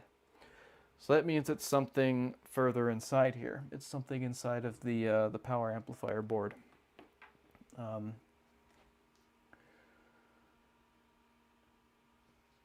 that's not exactly what I wanted out of this evening, but you know, is what it is. All right, let's see here. If I look here, it could also be a bad connection with these these wires here. Let's see. So that's working. If I pull this wire. Yep, that's the left channel. Okay. So this right here is the output for the right channel power amplifier. I can pull that and there's nothing. I can put it back in and there's still nothing. So that's probably not the problem.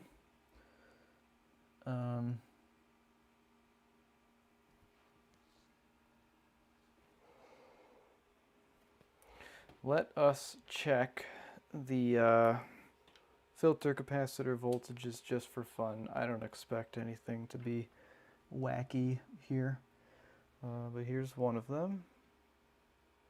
44 there. That should be negative 44 on that side. Yep. Okay, working channel. 43. Yep. Other working channel. Negative 43. Okay, filter capacitors, that's all working. No problems there. So power might be okay. It's difficult to probe this thing without taking it apart and examining the board. However, taking the board out and examining it should not be too bad. The only other thing I can think of is if we check the bias. There were some test points on this thing, and I think that was for bias. I have not read the service manual much, but let's give that a shot. Before I put that down, get that out of the way.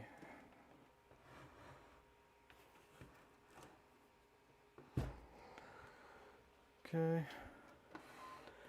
All right, so right there's a little test point.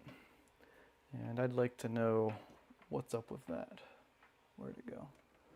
There it is. All right, so let's see, which side? I already forgot which side is which. Okay. The board that is closer to us is the right channel right here, and then the one that's further out is the left channel, which is working. So I'll just clip on here real quick and I will see what we've got here. I'm going to turn the volume down. 32 millivolts right there.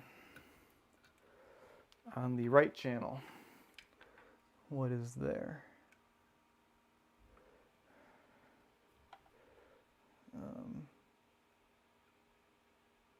Oh, 0 millivolts.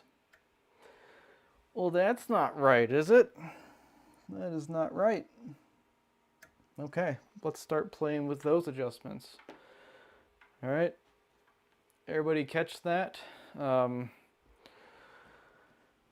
So the bias on the amplifier is there needs to be some current or voltage drop going across the two output transistors for them to work right and for there to not be a bunch of distortion. And it would appear that there is absolutely no bias on the right channel. The bias is controlled with one of 3 potentiometers sitting in here.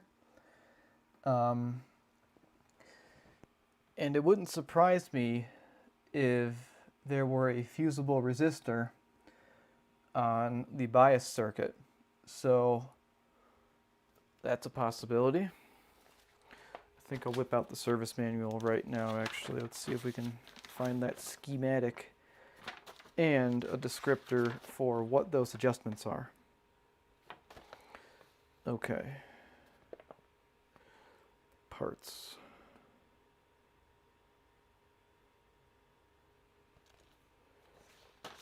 What do we got? Okay. Advantage. Power amp. Yep.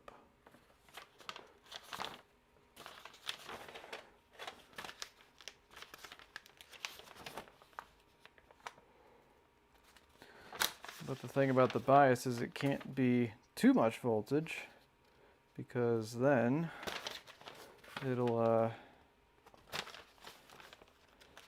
blow up the transistors. Oh, we have another copy. Does this one go on and give the things I actually need? Okay, it looks like it might. Okay. Oh, someone's been here before.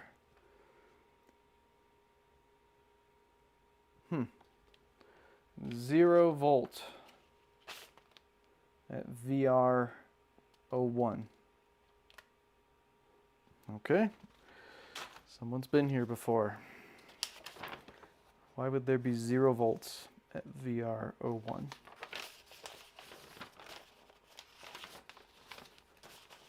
Schematic diagram.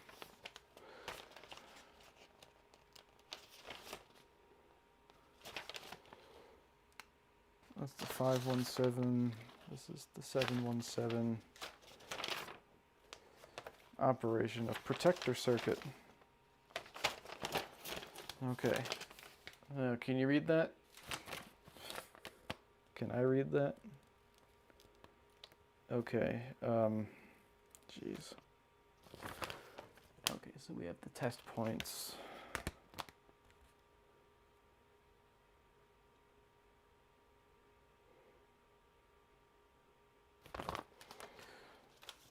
I will start by just playing with those potentiometers real quick, because that's just a quick, easy process of elimination thing.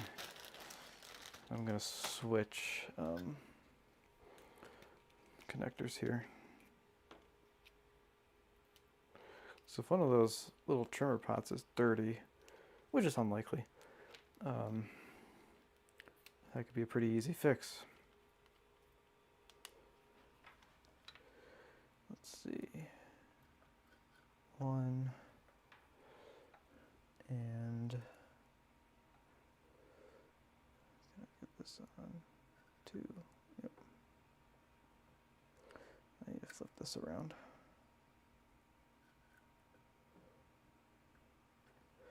All right, 0 volts. Let's see.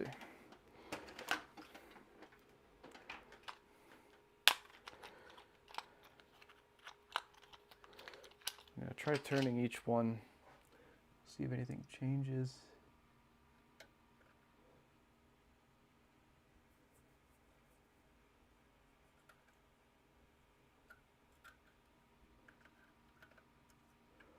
Okay, nothing with that.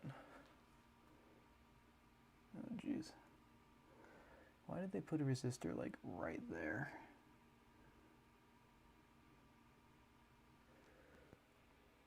Can I move that resistor? I'm going to turn it off real quick.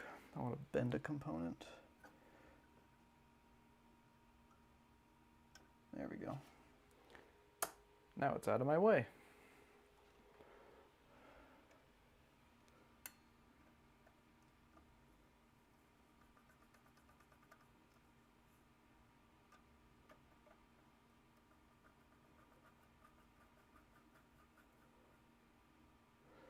All right, something's wrong. Something is wrong in there. So we're gonna need to take this apart and look around on that board, I think. Figure out why is it that there is no voltage drop across our test points. What's up with that? How do I do that? Let's read some comments, see if anybody's got any good ideas. Ah, dang it. The camera battery's about to die. How long have we been going? We've been going for...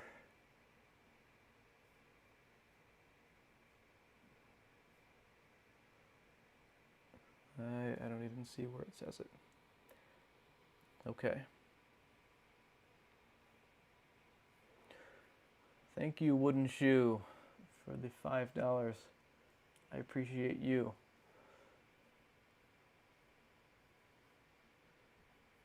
Okay.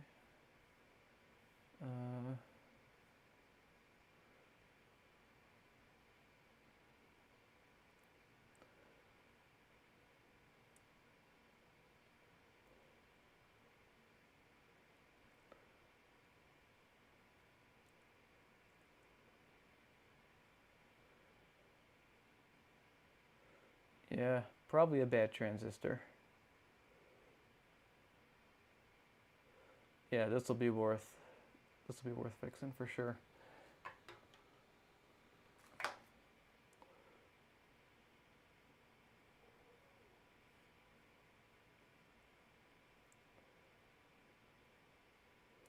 Two hours and 12 minutes.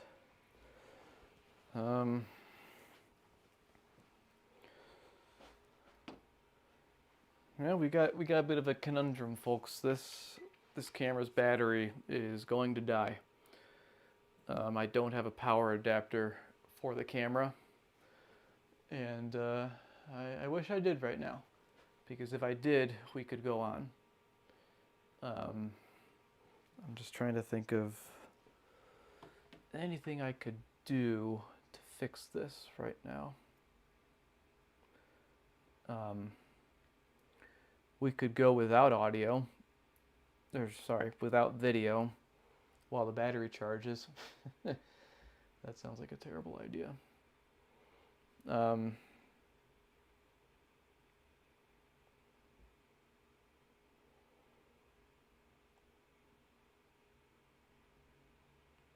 Yeah, I guess I didn't have a very good plan for this, and that's unfortunate. Might have to wrap it up, but I don't want to. I don't want to wrap it up. I want to keep going. Hodor's been sleeping here the entire time. Pretty incredible. Let's go back to him real quick. What are you doing, big guy? Hodor. Hodor. See? He knows his name. He's a smart boy. He's the best boy. Oh, what do you see? Oh, he sees the, it's the strap of the camera. That's what he looked at. All right. Well, I wanted to fix it tonight on camera, but, you know, I never thought this would be terribly practical. And now we're seeing one reason why. We are limited by the battery life of that camera, and I don't have a second battery. Otherwise, I'd be doing that. If you have any questions, ask them now. We'll hang out for a few minutes, maybe until the camera battery dies. We won't lose audio, though. This has plenty of battery left in it. I'm happy to answer any questions you have. If you don't have any questions, thank you so much for tuning in. I think we didn't successfully fix it, but we at least successfully diagnosed it. We know we know with absolute certainty that there is clearly a problem inside of the right channel power amplifier board. It is something to do with the bias circuit, and that circuit and its components need to be studied upon removal of the circuit board from the unit. So That is progress. That is success. Like I said to people earlier in the video, I don't have anything for Friday, unfortunately.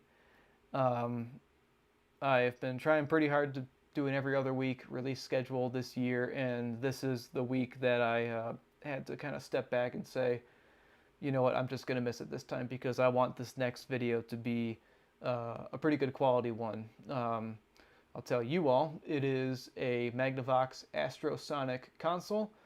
It's been kind of the bane of my existence for a few months now. I've worked on it on and off. In fact, I've got it on the floor over here. I'll show you. Right over here. That was all on the bench earlier, and now it's not. So all the components had to come out of there, and I had to. Oh, actually, that's not part of the Magnavox. That's something completely different. This is all the Magnavox. The turntable is sitting behind it. So yeah, this will be a good video. I bought that console, well, got it for free. I took it with the sole purpose of making a video on it because console videos seem to do really well. So you all have that to look forward to next Friday, assuming I get my stuff together and fix it. But you know, it's summer. I gotta have fun in the summertime and travel and whatnot. So this is what we get for a video for this Friday. It's going to be a long, boring video for those who are not watching it live. But again, thank you for stopping by. I'm going to step over to the chat here and answer questions. Let's see. What do we got here? Bad transistor.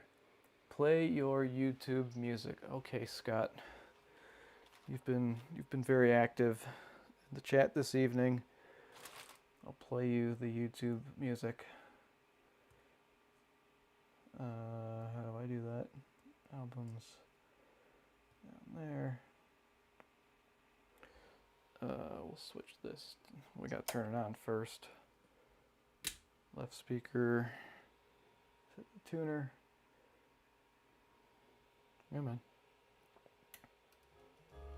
There we are. Enjoy.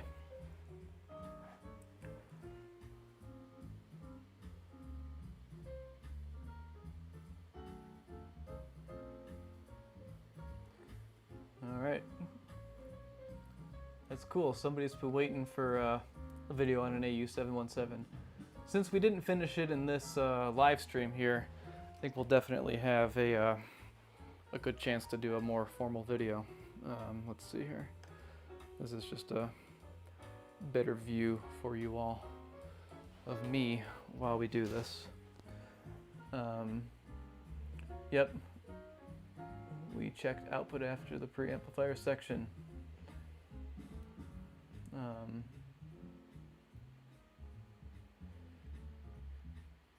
Nope, Dennis, we switched it back.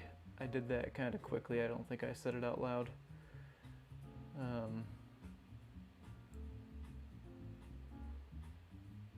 Stuck at 0 bias. Hopefully the next video will be helpful for you. Downtime.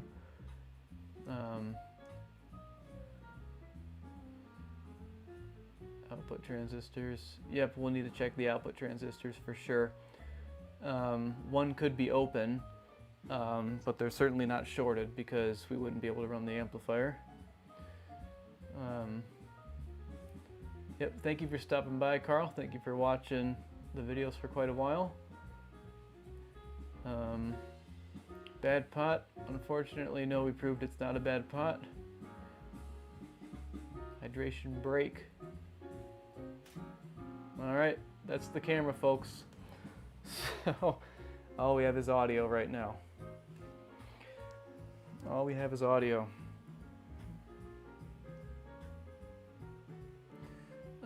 I could stream on my phone. I don't know. Let's see. I would need to join the stream as like an audio device or something. Let's see if I can do it.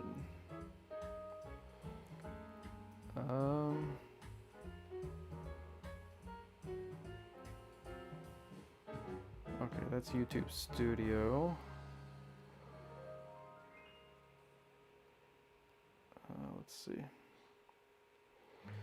I'm gonna see what I can do with the phone real quick. I just need to switch into the right account. I'm just not certain that I'll be able to jump in to the. What do I do? I'd have to go to a different live stream to do it, and I'm just not going to start a new live stream on the phone. Sorry about that. Very well could be the diodes, Terry. We're just going to have to pull the board and check it component by component at this point, I believe. Yes, Chris, we got audio out of both preamplifier channels.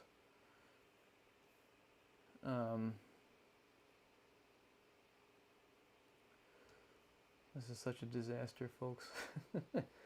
I'm sorry about the camera thing. I really should have thought about that. I thought about buying that that power adapter at one point. Okay. Sorry, 007 Fred H. We're not doing this tomorrow. I have plans. Thomas Chilling, what's going to happen next is we're just going to make a formal AH Fix-It video where this thing gets repaired and restored, probably. Because I don't want to have this live stream be like something people reference. It's so clunky and difficult to get through. Wow, 126 of you watching a black screen. That's pretty awesome. For the multimeter, we were checking the relay. We were checking it for audio passing through. Therefore, we had it set to AC because that's how we see the audio going through the relay if it was getting past those points. You're welcome, McCullum-X6 for the live feed. You're welcome, James. Yes, we need a good bold schematic. Correct, Chris Thomas. No audio feeding directly into main in.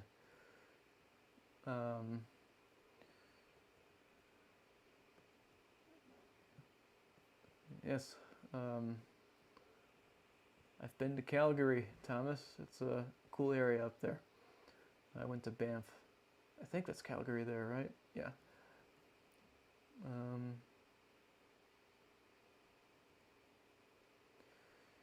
And again, I'm unable to do anything about you guys receiving 240p. I could pay for a more expensive internet connection, which is something I suppose I will consider for the future. Okay.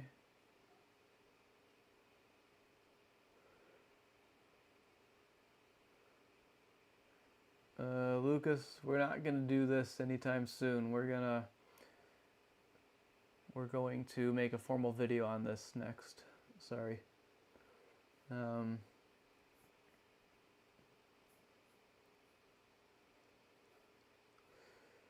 Sorry, Jerry. Not going to stay on much longer here. The camera battery is dead, so I cannot broadcast any more video. Okay, last chance for questions. We're going to wrap this up.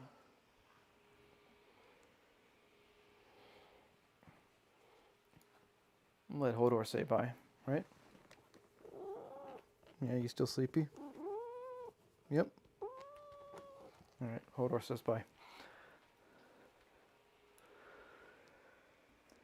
Chris Thomas, there are very likely fusible resistors on those amp cards, and there's a high chance that that could be what it is. We will have to find out.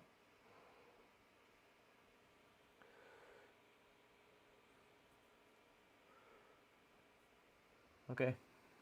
Thanks for understanding, Jerry. Thank you, everybody. Thank you so much. I'm waving bye at my dead camera, and we'll see you next time. Take care. Everybody have a good night. And thank you for watching.